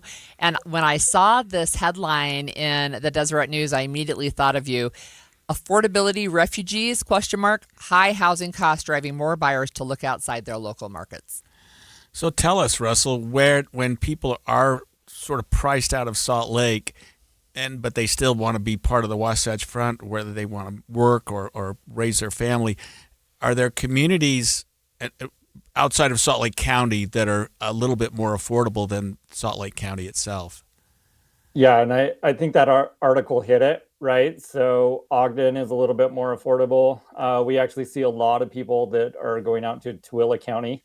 And to be honest, that's about as easy as commute as, living in Draper or West Jordan trying to get up to Salt Lake because you have I-80 that runs in. And so I always like to say, kind of watching all the data, Salt Lake's growing up. We are no longer the small community that we once were, and we're following trends of, other major cities.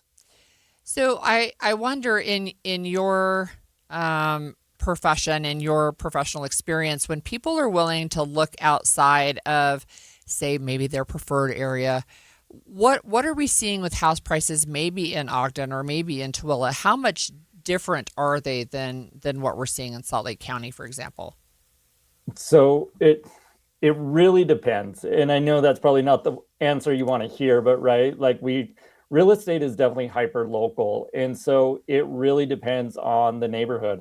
If you are willing to live in Magna, that's going to be more affordable than if you want a bungalow in Sugar House. Mm-hmm. We can get you almost the exact same home, in West Valley as you could in, say, Midvale, but it's going to cost more. And so the closer you get to downtown, typically the prices are going to go up, and there's certain neighborhoods. So you can still find affordable housing in Salt Lake County, but you can have swings for the exact same size of home. $200,000-$300,000. It's substantial swings that you'll see.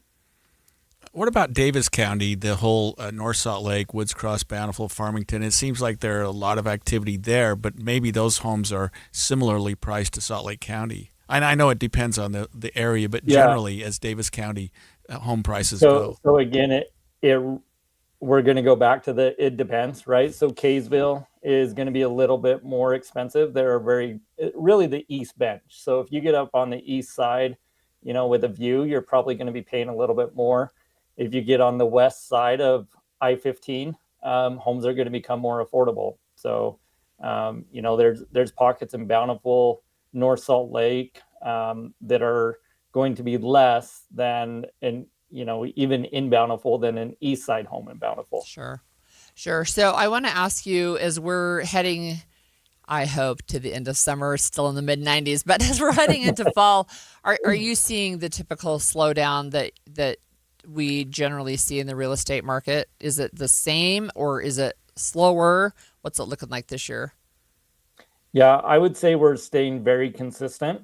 And the reason why it's a little bit, why it feels more consistent to me as a real estate professional is we actually didn't see the run up that we typically see in spring and summer. We are kind of at that peak of affordability. And so we're in a needs-based market, meaning the people that need to move, that, need to downsize, need to relocate, they have a change in their family status. Those are typically the people we're seeing in the market. And so it's staying fairly steady. We have seen our inventory tick up, and I'm interested to watch it this quarter to see, as school started, do we continue to have homes hit the market that maybe are going to sit for a little bit longer, or are we going to still kind of stay in the market that we've been in for the last 2 years? Let's go south and ask you this, Russell. Are there affordable pockets in Utah County, communities down there? I think that county is probably growing faster than any place in the country. So maybe housing in Utah County, not the cheapest place to look right now. Yeah. So again, as you get further out, the big thing is a lot of people are moved to Utah County and to be able to commute to Salt Lake County, and then Utah County blew up, right? Lehi became a tech hub.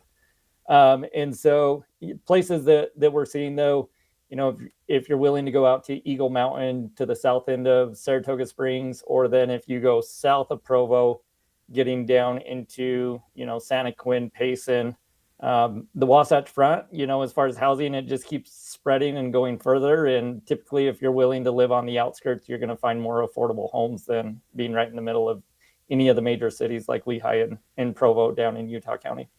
What are you seeing with the potential commute time? So you mentioned they're about the same if you're in Tooele, but I know because I live in Utah County, I'm 15 minutes from the highway because I live in Pleasant Grove. But I know over on the west side, like coming from Eagle Mountain, Saratoga Springs, there's so much congestion that even at 5 a.m, people are starting to see slowdowns. I think that could be a deterrent. Are you hearing that from your clients who are looking there? Yeah, it's definitely, I would say it's getting better. I mean, they've built, as far as getting up to Salt Lake before, if you were going to Saratoga or Eagle Mountain, it was Main Street or Redwood. Yeah. Those were your only two outlets out, right? And so there are more ways along Redwood to get over to I-15, whether it's the 2100, whether it's Main Street, whether it's Pioneer Crossing. Now we've got Mountain View that's coming up into Salt Lake. And so they're working on it. But yeah, it is still, I mean, if you're going to commute into Salt Lake County, it's going to add to your commute if you're coming from Eagle Mountain. So Russell, I also had a question. Greg and I mentioned in the last segment when we were talking about the median home prices, and I at least feel a little stuck in my house. It's like I would have to pay a lot more for a lot smaller place. Are you seeing that too play out in the market where there's just not as much inventory because people are feeling like I'm stuck, I can't go anywhere? Yeah, I mean there is a healthy amount of inventory. There are definitely options out there, but like you said, as you look at that, if you're in a 2.5% to 3.5% interest rate, when you take a look at the inventory, even just to trade to get to the exact same house at if you trade that up to a 6% interest rate, your payments are going to double. Mm-hmm. And so to move up, we are definitely, it feels like a big jump. And that's where it's almost like you really have to have that life motivating event to push you to, you essentially you get to the point where you move because of emotion and not logic, because logically, call the contractor and add on to the house because it's probably going to be more affordable than moving up. Last question, Russell. What do you think is going on? We're looking at this study from the Utah Association of Realtors that say in Salt Lake County, houses increased 6.1% from a year earlier. I mean, that seems like a huge increase in just 1 year. Yeah. So one of the things you have to remember when you are looking at these increases is they are taking the median household price usually. And so it's not a straight across this house went up 6%. You've got to make sure that, is that just people overall, people paid more, but did they get more house? And that's actually what we're seeing is for that price they paid, they got more house than they did a year ago. So even though it looks like our prices came up, they stayed actually relatively flat. And in some areas, we actually saw them come down, that you can get more home for that price. But wages as our economy continues to grow and wages do pick up, people are spending more for their homes. There you go. Well, thanks, Russell. That was Russell Fawcett, owner of the Stern Team and co-founder of Omada Real Estate, who joins us pretty regularly on the show talking about what's going on. And I saw house prices go up in Salt Lake, down a little bit in Ogden, so maybe not a bad place to look right now. Well, in the next hour on Inside Sources, some really important impact on immigration and some immigration stories in the news this week, including a pause on immigration visa appointments and a massive 6-figure fee for the H-1B visas. We're going to break down a few of the topics. KSL FM Midvale. KSL Salt Lake City. From the KSL Common Spirit Health Studios, this is KSL News Radio. Utah's news, traffic, and weather station. 11 o'clock at KSL News Radio. I'm Adam Small to look at our top stories this hour. Meta, the parent company of apps like Facebook and Instagram, has agreed to pay out roughly $17 billion to resolve a lawsuit with dozens of states, including Utah. The company was accused of impacting kids' mental health by deliberately making their apps addictive to them. Utah is set to receive $212 million. State Attorney General Derek Brown says he doesn't know for sure what that money will be spent on at this point. I can promise you that I will do my best to advocate for those funds, those hundreds of millions of dollars being used to address a lot of the problems that social media has caused. Meta is also agreeing to create more safety and time limit features for children on their apps.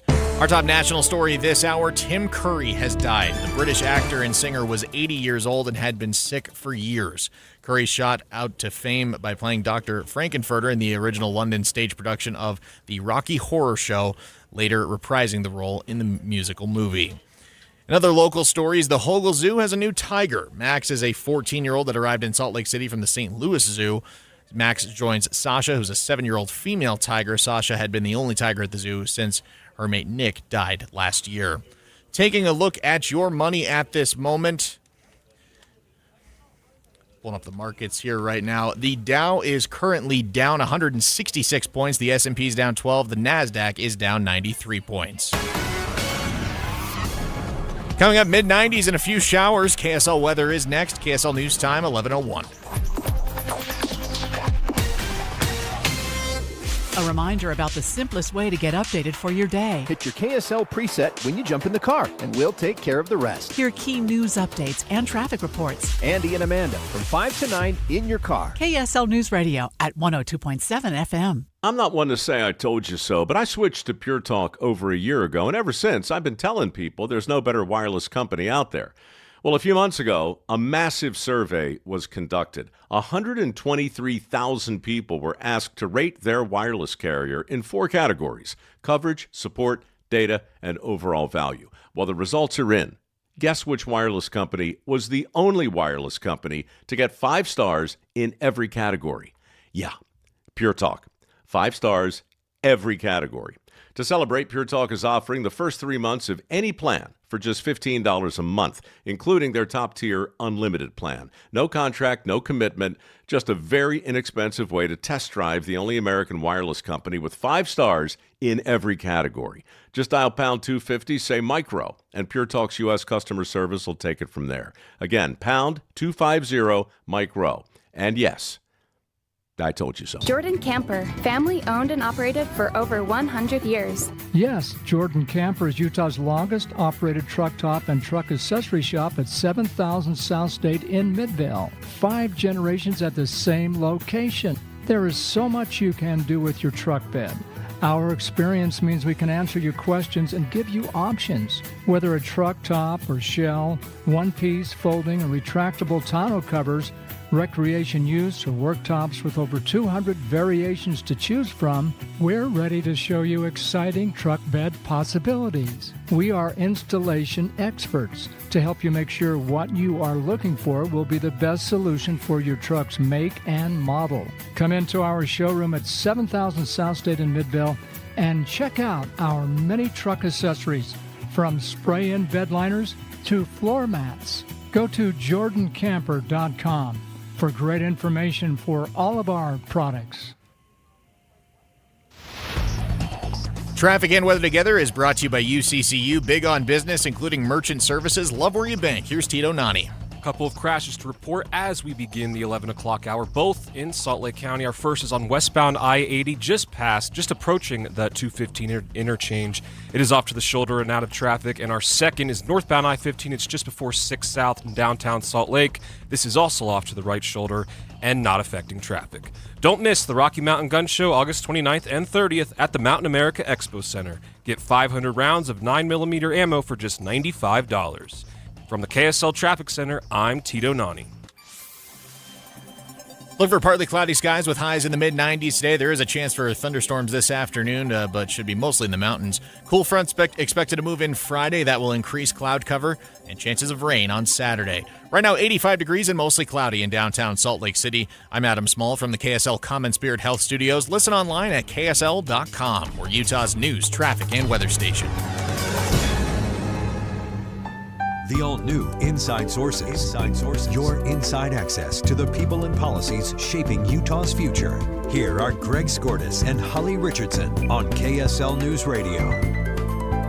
Well, we're noticing some new developments on the immigration front today. The Trump administration has issued a pause on immigrant visa appointments for applicants from around the world, plus a visa to allow foreign professionals to live and work in the country, but you need 6 figures to get it. Pay to play. Pay to play, yeah.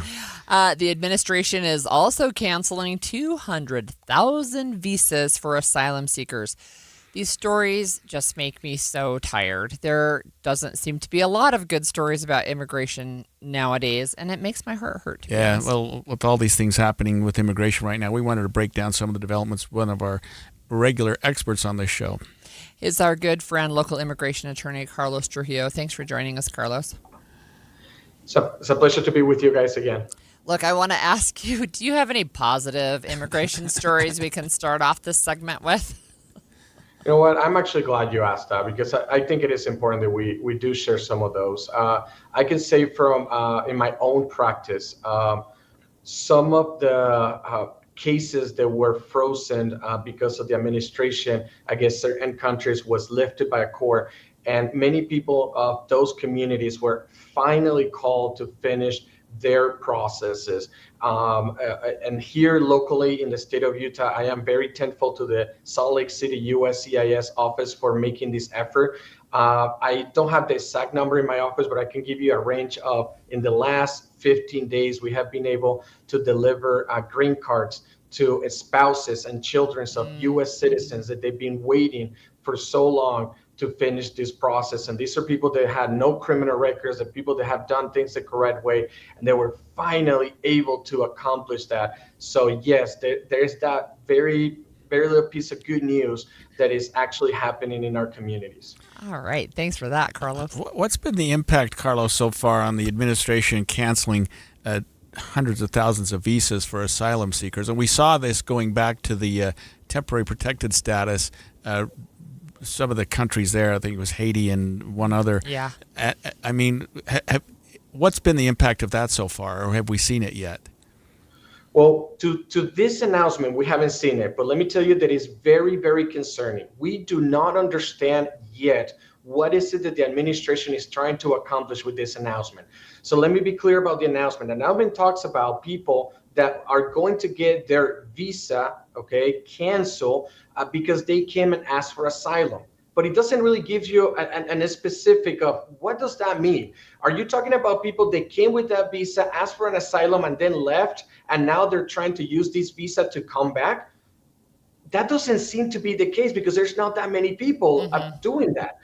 What it seems to me, and this is what the concerning part is, we're talking about people who are here asking for asylum, that you're going to cancel these visas.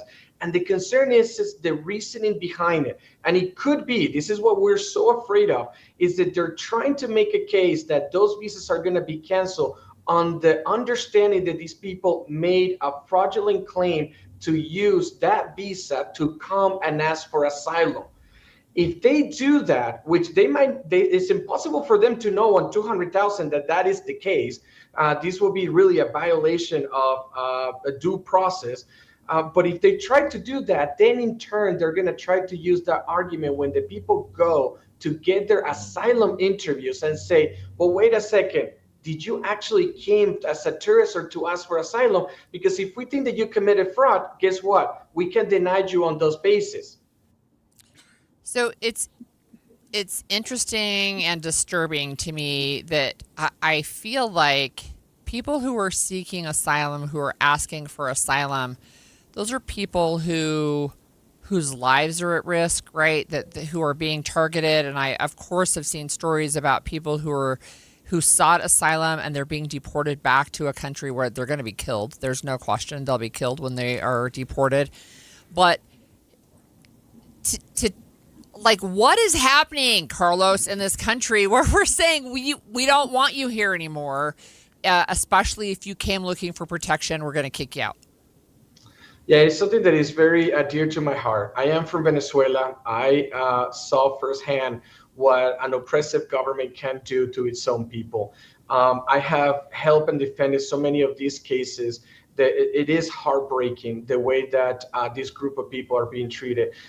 But let me also make a little comment about this, because as part of me being a voice to these asylum seekers, I do understand that because of certain decisions on prior administrations, there was certain abuse of the program, and we cannot, being fair, avoid talking about that. But the fact that there was some sort of an abuse of the program, it doesn't mean that you need to be treating everyone who's escaping Venezuela, Cuba, Nicaragua, the Middle East, people that help us in wars in the Middle East, who life will be in danger if they go back because they are allies to our armed forces. We cannot just be throwing all these people under the bus. There is a better way. There is a humanely way to go about it. We do have a system. The system does work if you put the resources into it, which has been the complaint of many of us, which is the resources are going to enforcement instead of going to the system. Why is it that we don't have 10 more judges in every state? Why is it that we don't have more prosecutors on the state, on each state, so that they can go through these cases and let the system work? That should be what should be happening. But instead, we want to focus on enforcement and deportation, regardless of the situation, regardless of the fact of a life being on the line, if that person gets sent back to that country. Carlos, what have you noticed about the courts and the backlogs? Is that continuing to get worse? I mean, we don't have a lot of immigration judges here in Utah, and we don't have a lot of immigration prosecutors. What's happening with the court system right now in the immigration courts? Well, here locally, I can tell you that a lot of hearings right now are being scheduled for final hearings 2029 and 2030. Wow. That's it. That explains where we are at.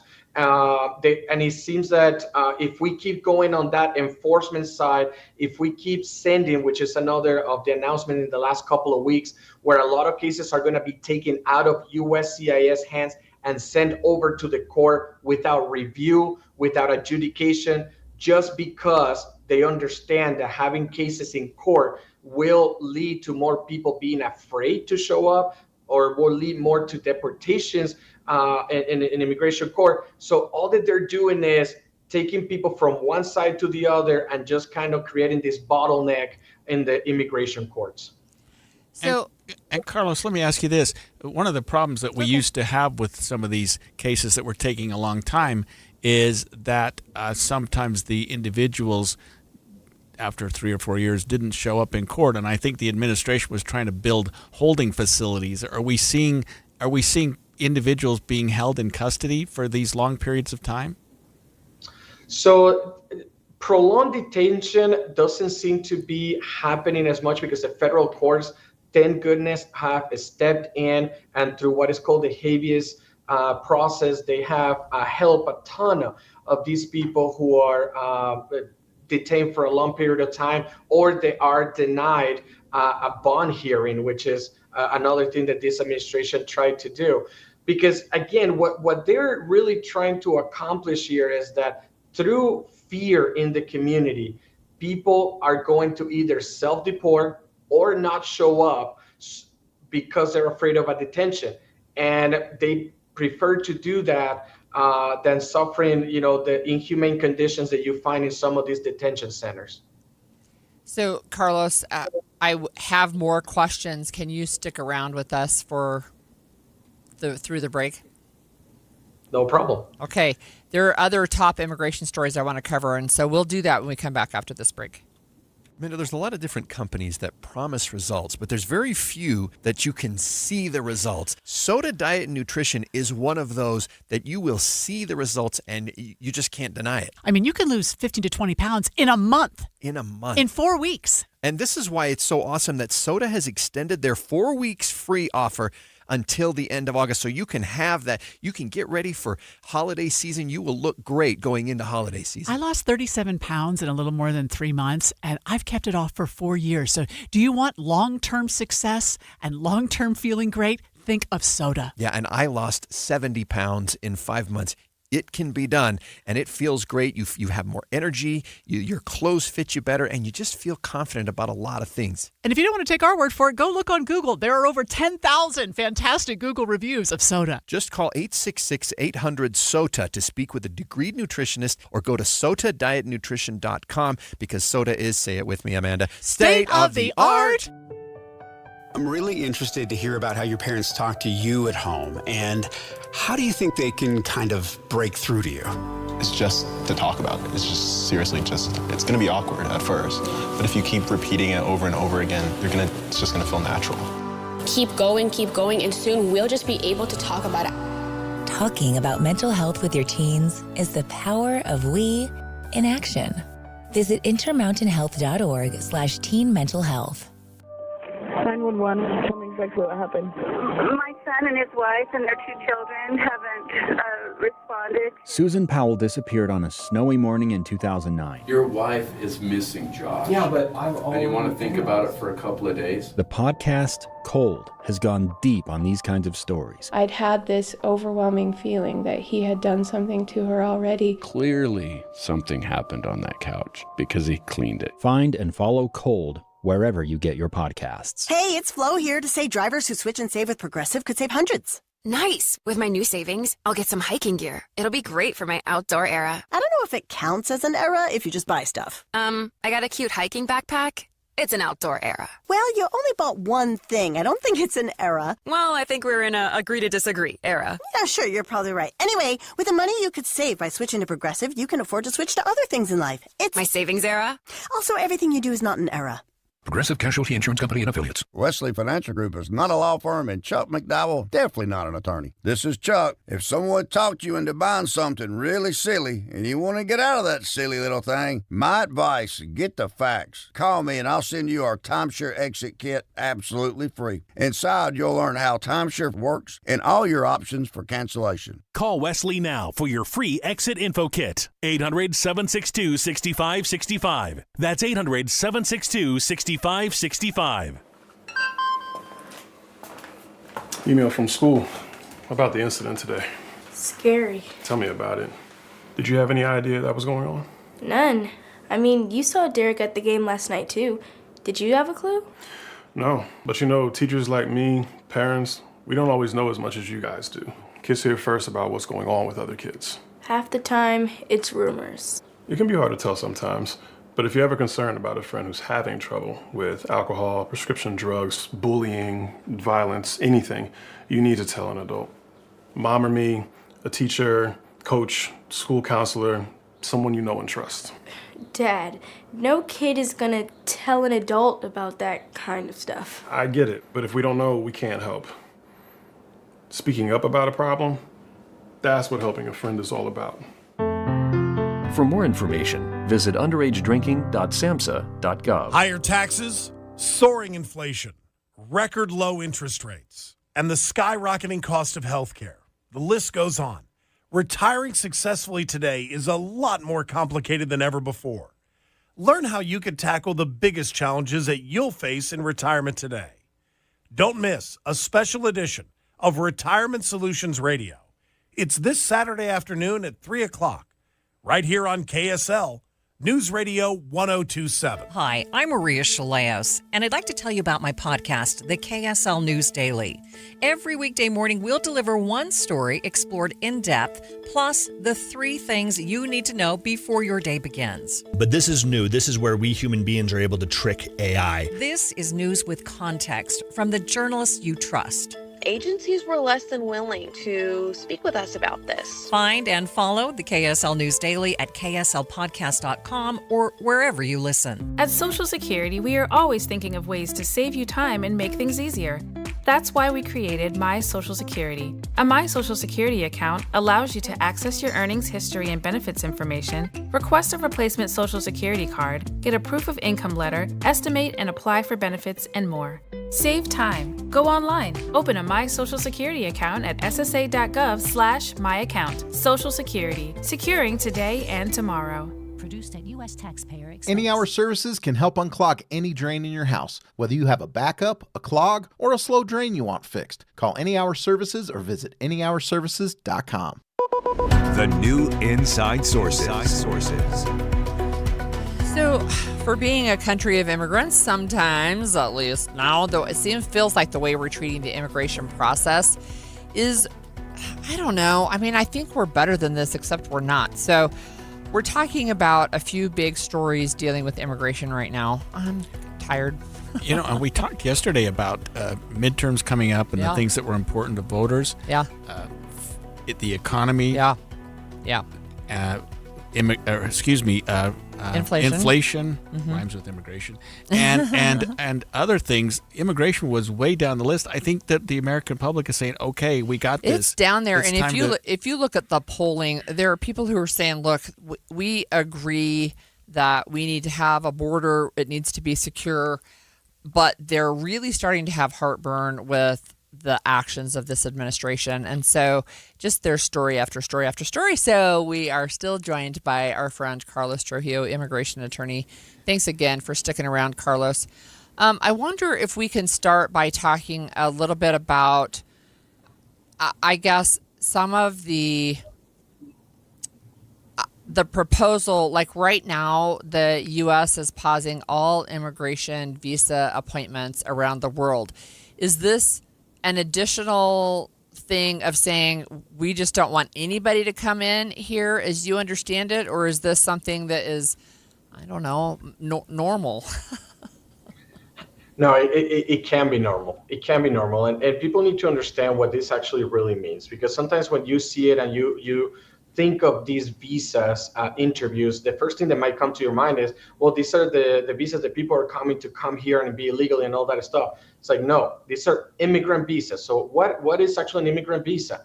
These are people that actually, after following a process that usually takes 5 to 7 years, they finally have to go and do an immigrant visa appointment in their home country. They have done everything by the book. And most of these people are either parents of U.S. citizens or spouses of U.S. citizens. So they do this consular process. Again, 5 to 7 years, grueling process, very expensive process. And now when they are at the very last step, when they're going to go and do this interview, no, wait, they're all canceled. We cannot proceed with that. And we need to look at what that consequence is. It's not the consequence of, waiting a little bit more time. These are families. These are fathers, mothers that have been waiting for this. They have done everything properly, and now they are stuck at this last step. And let me also be clear about this. There's people that are paying even a higher price than this, because this was not announced with enough notice. There are people that actually got stuck in their home countries because they travel. They were told, you are going to have an interview this date, so please come and finish your process. Oh, but guess what? Now that you're here, you're going to have to wait longer until we can finish this. We're going to put a pause, and we don't know we're going to call you again. Wow. Yeah. Carlos, can you just talk to our listeners about the legal part of this? And I want to I'm assuming that you'll give a shout out to our immigration judges and prosecutors, because right now, and I know what you do is incredible, but there is still, I'm so proud of this branch of government right now, that they are holding the line and they are giving due process and they are doing what they can to be fair, even though they're backed up. But doesn't it seem like the courts are still maintaining some level of integrity in the way that they're handling these cases, and prosecutors really, for that matter? Yes, it was something that struck me deeply when I saw the behavior of the Department of Justice, the Department of Homeland Security, trying to force their way into immigration enforcement. The way that they were mandating that some prosecutors say what they needed to say, regardless of how there was not even legal basis for it. Judges that were fired, so the other ones would be afraid of losing their jobs if they didn't have denial rates. I mean, we saw a lot of that stuff. And then we have the federal bench as well. Look, we are so grateful for the federal bench, because they are the ones standing up to the rule of law, to due process, and forcing the Department of Homeland Security to actually do things as the law provides. Now, in the side of immigration judges, my heart goes to them. A lot of these judges have been there for so many years. They have been through so much. Their calendars, like I said, hearings being right now scheduled for 2029, 2030. We're talking about judges that have 10, 12,000 cases in their dockets, and day in and day out doing their job as best as they can. I mean, it is commendable. Definitely we need, more help. We need more independence. so that the cases can actually get to the place where they need to get. But there is a lot of good people that are holding the rule of law up properly at this time. I wanted to ask you a little bit about the H-1B visas and the $103,000 price tag, which, first of all, how is that not pay to play? Second of all, a federal judge invalidated it last year when the president tried this, and now he's trying it again. What can you tell us about charging for H-1B visas and what they are? Well, this has become kind of a boogeyman. It's a boogeyman that they're using to try to, to send that populist message of, and I think the last one to say this was Vice President Vance. It's like, look, if you want to hire American. And it's like, well, wait a second, okay? Yes, there are some people that might not get the job instead of an H-1B visa holder, but the reason is not always going to be, they get paid less wages or all this crazy stuff. The fact of the matter is that a lot of these people are people that have bachelor degrees, they have PhDs, they have, what actually is necessary for the job to be done. So to try to just use this and now trying to charge this astronomical amount of money because you're trying to force companies to do this, it ain't going to work on the legal side because they already got it struck down. But a lot of the companies, they do depend on this because those people that they need are not found in the United States. So it is just part of a free society, a free market society, that you should be able to hire the best person that you think can fill up that job. And that's the end of it. Has there been an abuse on these programs by certain companies? Yes, but they have suffered major financial consequences. There is a law to protect the abuse of the program, and what they need to do is follow up with the laws that are on the book and not try to do all these things to just kind of send that populist message that they're trying to send. Carlos, we've had some discussion about maybe on a congressional level expanding the worker visa and giving more opportunity to people come into the country on a limited status and work. Do you know where that sits, and can you tell our listeners sort of how that works? Yeah, so it's very interesting because I think that is the perfect contrast of the question that I just answered. Right. So we're saying that we need to hire more Americans, but then we have Senator Curtis and Senator Kelly from Arizona, two people that I really appreciate their work in Congress. And what they're saying is actually we do have a shortfall. We do need workers. We do need these people. And they're actually proposing about 5,000 working visas per state. Mm-hmm. That will roughly be around 200,000 or so visas, okay, for people around the country. H-1B, so everybody knows, is 60,000. H-1B is 60,000 a year. What these people are proposing is more than 200,000 a year.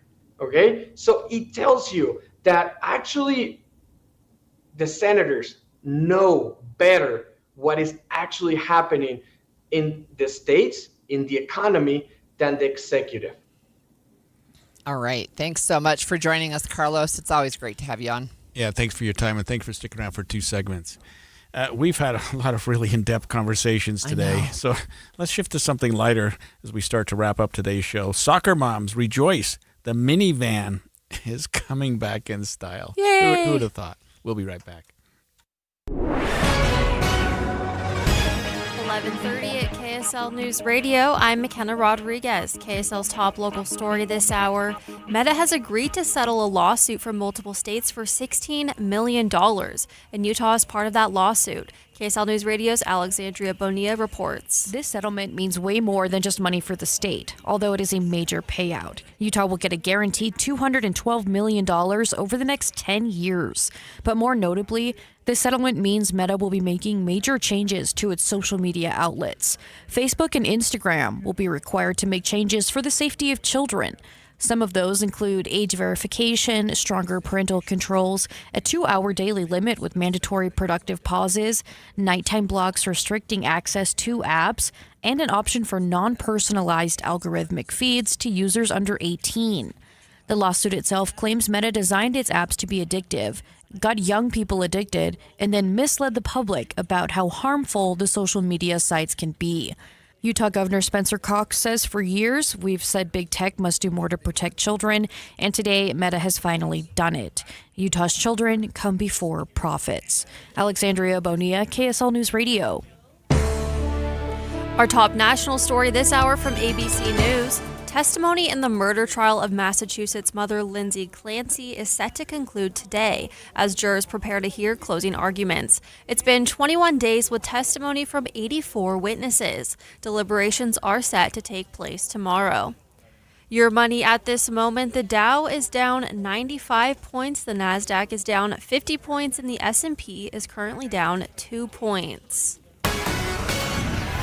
Coming up, more chances for thunderstorms. KSL weather is next. KSL News Time, 11:31.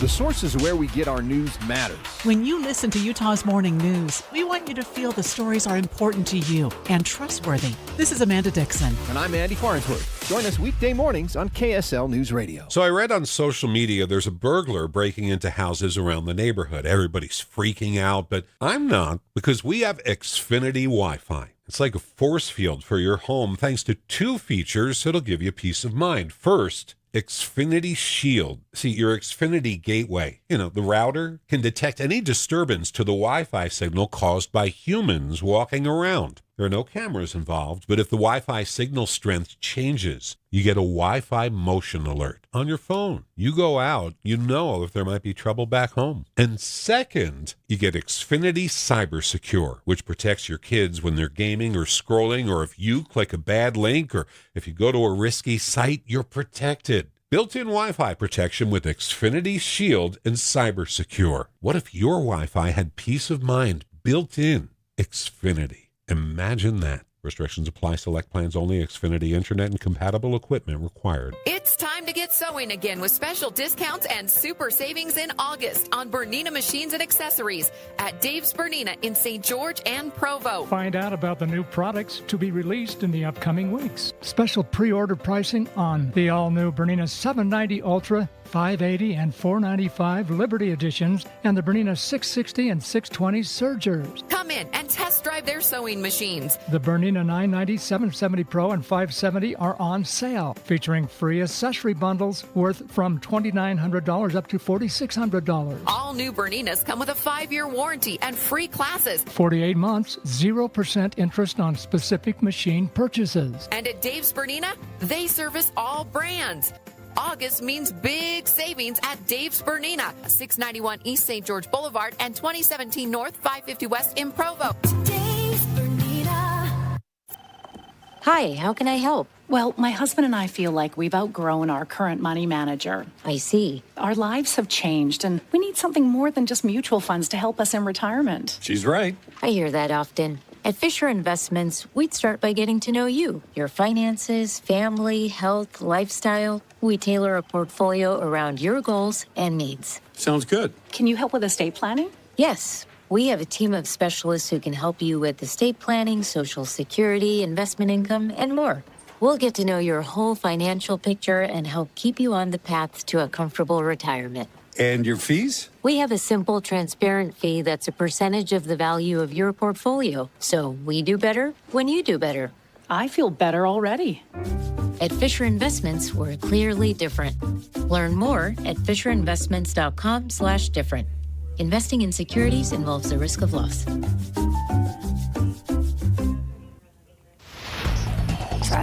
Traffic and weather together brought to you by UCCU, big on business, including sweep accounts. Love where you bank. Here's Tito Nani. We have a couple of crashes we're still dealing with. Our first is westbound I-80 approaching the I-215 interchange. It's off to the right shoulder and causing some light congestion. And then another in Salt Lake County as well, northbound I-15. It's just before the 6 South exit. It's in downtown Salt Lake. That is also off to the right shoulder, but it's not impeding traffic. Other than this, we got good speeds throughout the valley on I-15, I-80, and the 21st South Freeway.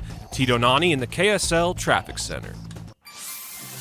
Today will be partly cloudy with highs in the mid-90s, and there is a chance for afternoon thunderstorms, but most should be in the mountains. A cool front will move in Friday that will increase some clouds and chances of rain on Saturday. Right now it's mostly cloudy and 86 degrees. I'm McKenna Rodriguez from the KSL Common Spirit Health Studios. Listen online at ksl.com. We're Utah's news, traffic, and weather station. The all-new Inside Sources. Inside Sources. Your inside access to the people and policies shaping Utah's future. Here are Greg Skordas and Holly Richardson on KSL News Radio.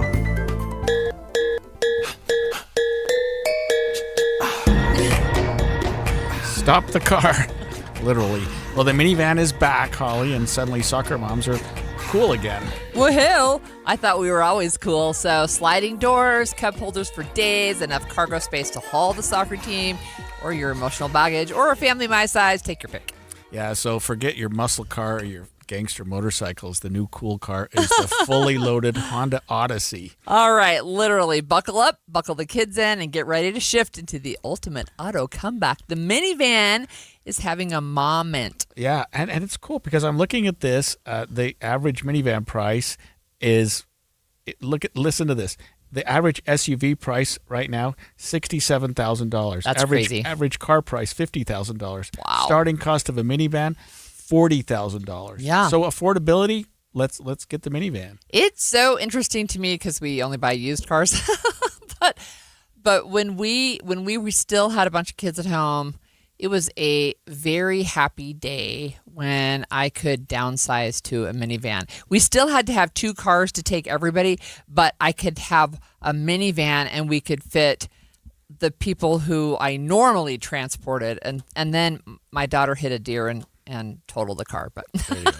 Well, my youngest, my baby, has 2 kids of her own, and she is like, thinks she's all bad, but she finally bought a minivan. And I couldn't believe that Bina bought a minivan, but yep, she did.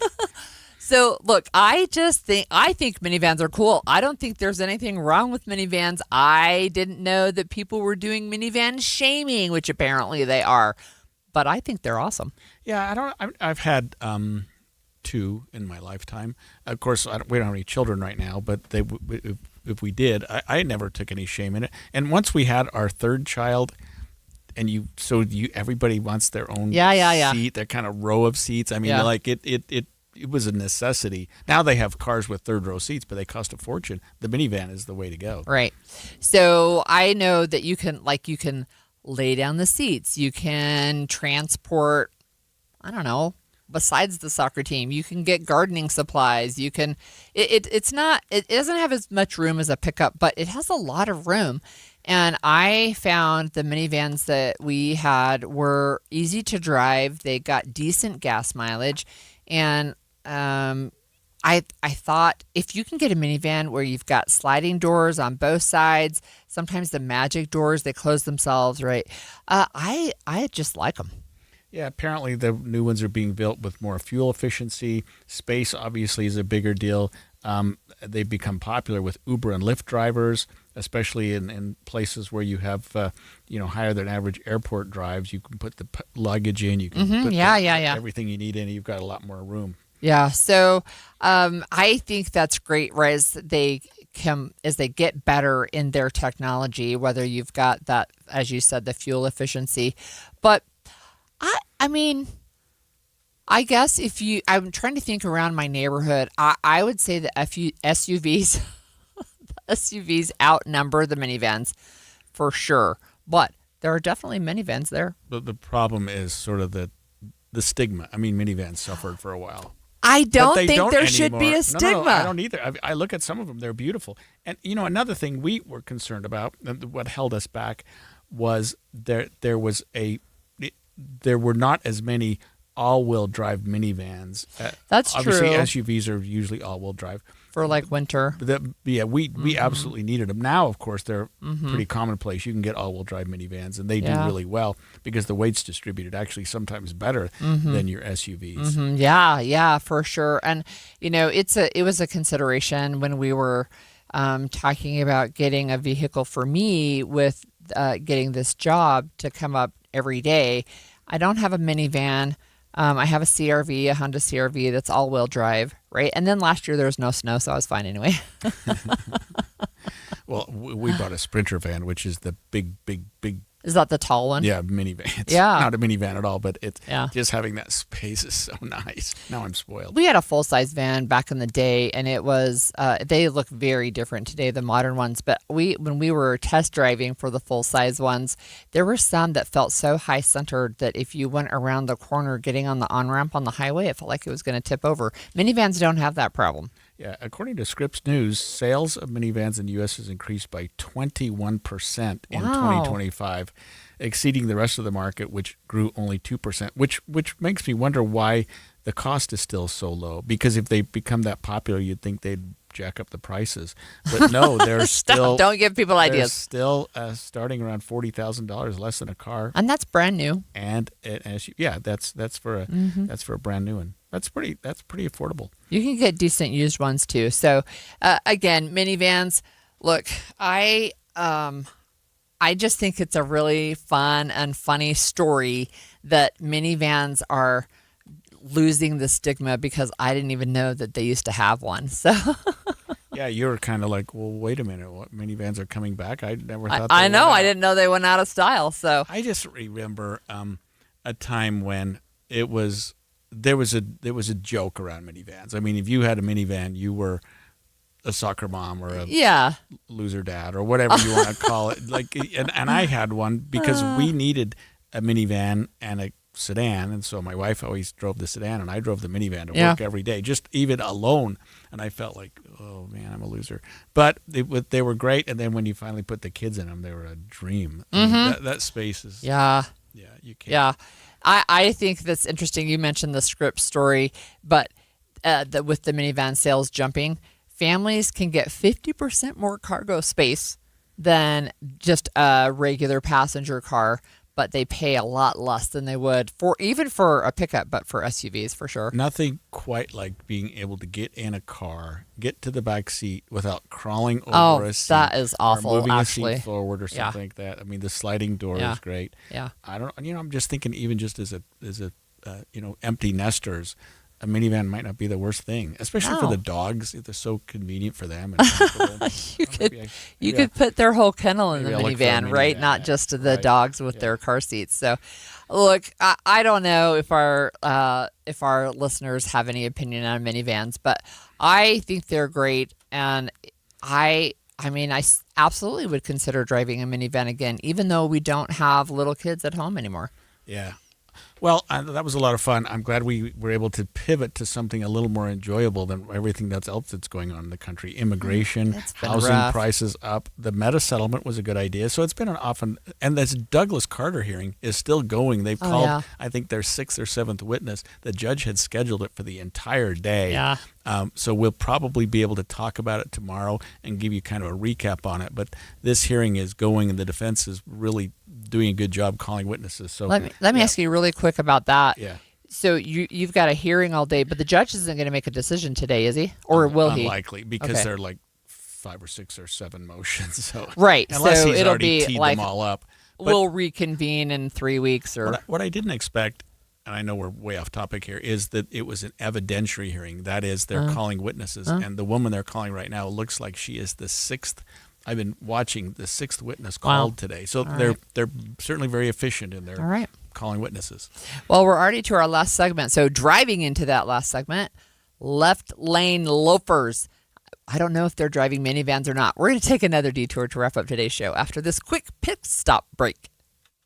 Summer gave us vacations, backyard cookouts, afternoons by the pool, and memories we'll be talking about for years. But it also gave our homes muddy footprints, food spills, pet accidents, everything that comes with a summer well lived. Before everyone settles back into school and busy fall routines, give your home the summer send-off it deserves with Zero-Res carpet and air ducts cleaning. Using patented technology instead of sticky soaps or harsh chemicals, Zero-Res cleans carpets and air ducts the right way. That means carpets stay cleaner longer, dry in hours instead of days, and it's safe for kids, pets, and your HVAC system. Upgrade your 3-room special for free. You get a 4th room cleaned for free with your 3-room special when you use code UPGRADE. You'll also get 20% off air duct cleaning with code DUCT20. Keep the summer memories. Get rid of the summer messes with Zero-Res. Call 866-ZERO-RES or visit ZeroRes.com. Spelled the same forwards or backwards. Zero-Res is the right way to clean. More than 50 million Americans suffer from a form of mental illness. And Utah isn't immune, with nearly 1 in 3 people dealing with anxiety, depression, or another form of mental illness. But there's hope. We can all take action to keep ourselves and our loved ones safe. That's why KSL has teamed with the Huntsman Mental Health Foundation to bring you hope and help you thrive. It's Healthy Mind Matters. Find out more at healthymindmatters.com. Listening to us on the radio is pretty great, but you can also see us every morning if you want. Just check out KSL News Radio live stream. We're on YouTube, the KSL News Radio app, and KSL.com every morning during our show. If you're watching right now, hello and good morning.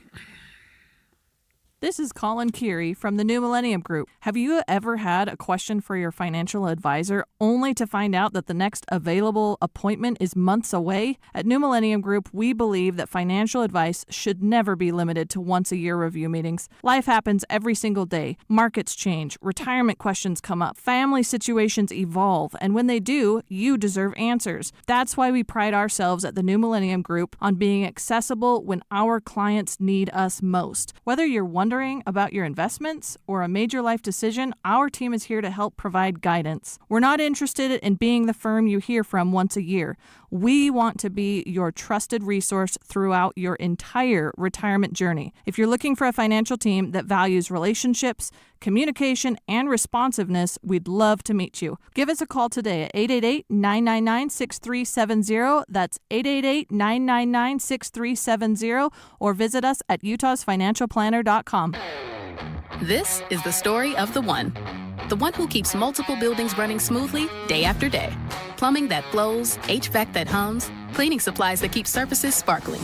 That's why she counts on Grainger. With easy reordering online and 24/7 support, Grainger helps her keep the products she needs on hand. So shelves stay stocked and buildings stay ready. Call 1-800-GRAINGER, click Grainger.com, or just stop by. Grainger, for the ones who get it done. Meet Morgan Jones. Morgan is about to step into a world unknown to most, thanks to Progressive's Renters Insurance, a place of fresh linens and turn-down service. You see, Morgan temporarily vacated her apartment and has gone to a hotel because a pipe burst in her apartment. A pipe that made her sense of reality and apartment ceiling all come crashing down. Luckily, Morgan checked into Progressive's Protection Zone. Get a quote at Progressive.com. Progressive Casualty Insurance Company, affiliates, and third-party insurers. This is Derek Miller speaking on business. Since 2010, Brown Family Law has helped Utah families navigate life's most challenging transitions. With compassionate guidance and experienced legal counsel, they help clients move forward with confidence. Founding partner Marco Brown joins us with more. Thankfully, Utah has a relatively low divorce rate, but even that low rate means that every year, thousands of Utah families suffer through divorce. Brown Family Law helps those Utahns through one of the toughest times in their lives. We focus exclusively on family law and on helping our clients maximize time with their kids and maximize their money during and after divorce. This means we begin every case by trying to use private negotiation and mediation so we don't have to go to open court, fight in public, air dirty laundry. This approach is very successful for our clients since it allows them to work cooperatively to design their life after divorce, and it saves money, time, heartache.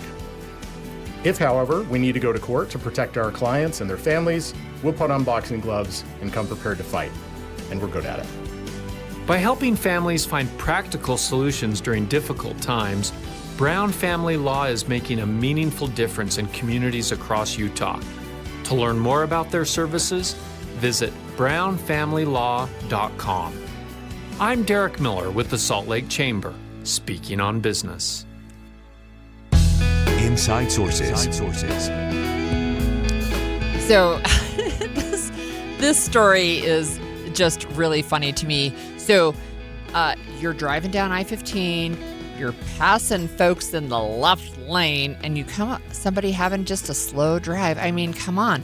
They're calling them the left lane loafers. Yeah, and if you're stuck behind somebody who's clearly not passing anyone, they're just in the left lane, it can really form a long line of cars, and sometimes you get somebody that gets right up on your behind, and it causes a little road rage. I told you that my grandfather moved out to Utah for just a little while before he ended up passing away, and he got a ticket here because he was one of those left lane loafers. He was driving under the speed limit by about 5 miles an hour because he wanted to force people to comply. Yeah, what I don't understand, though, I get the left lane. It's the passing lane, and you shouldn't live in it unless you're passing. That's how I treat it anyway. I'm not sure how UDOT does, but I go in the left lane when I need to pass. But some people just think if you're going, 5 over the speed limit, you might as well just hang there all day long. Right. Which I'm not. 5 miles over the speed limit is under the flow of traffic most days. Sometimes it is. Another thing is the HOV lane.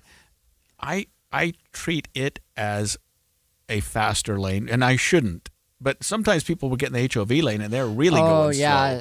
Oh yeah. Because they're there for a reason. But you got to be conscious of that because it's not a passing lane. It's an HOV lane. It's a high occupancy vehicle lane to help you out. It was interesting to me. KSL did a story on it. There's the UHP averages over 500 impeding citations annually, and they plan more enforcement efforts, so you can get a ticket for impeding traffic. Yeah, it reminds me of my father. I know, Middle right? lane, 5 under. I know, right? That was my grandfather. Good that was for my him. grandfather. So I just thought that was a fun story. Speaking of minivans, right? You don't have to drive 5 under. We actually got a bunch of texters too. They like minivans. Oh, good. They like it, and one said that his wife got a minivan even with all the kids out of the house. So that was fun. So I wanted to talk a little bit about some of the fun stories and the on this day thing today. So today, this is funny. It's National Dog Day. That's less funny, but it's also National Toilet Paper Day. So speaking of which, I know that's where we get most of it. From Canada. We're in trouble. We're in Right? deep trouble. Oh my goodness! We start paying 50% more. So I because it's National Toilet Paper Day and because I'm teaching in class in just a little while, I'm going to make them. It's a public speaking class. I'm going to make them debate among themselves whether you're supposed to put the toilet paper going over or under. Yeah. And in my household, it is over. And if I find it under, I take it off and turn it around. Because if you look at the patent application, it's always over. There you go. Don't do okay. the mullet. The mullet and toilet paper? Oh, yeah, that's funny. Okay. So, look, also on this day, there's a lot of things that happened. They're just, these days everything is busy. So it's August 26th, and it was on this day, in 1794, that President George Washington decided he was going to subdue the whiskey rebellion. That was risky. A risky whiskey rebellion. Say that 3 times fast. So that was one of the, I think, tests of the power of the federal government, if I remember that story correctly. And so that was a really important moment, actually, in American history. On this day also, in 1873, the Missouri Board of Education established the first public kindergarten in the country. I wouldn't have guessed that it would have been Missouri who did that, but they did. And Susan Blow was the person who directed this new program. It wasn't just part of our curriculum, I guess, for a while. I mean, and then it was. I mean, it's still voluntary, actually, right? So also, it was on this day that Mother Teresa was born, and I can't say her birth name. This name, but she was born in 1910. She died the same time that Princess Diana died, August. Well, she died shortly afterwards, but anyway, it's been a number of years. So it was also on this day in 1918 that Catherine Coleman Goebel Johnson was born.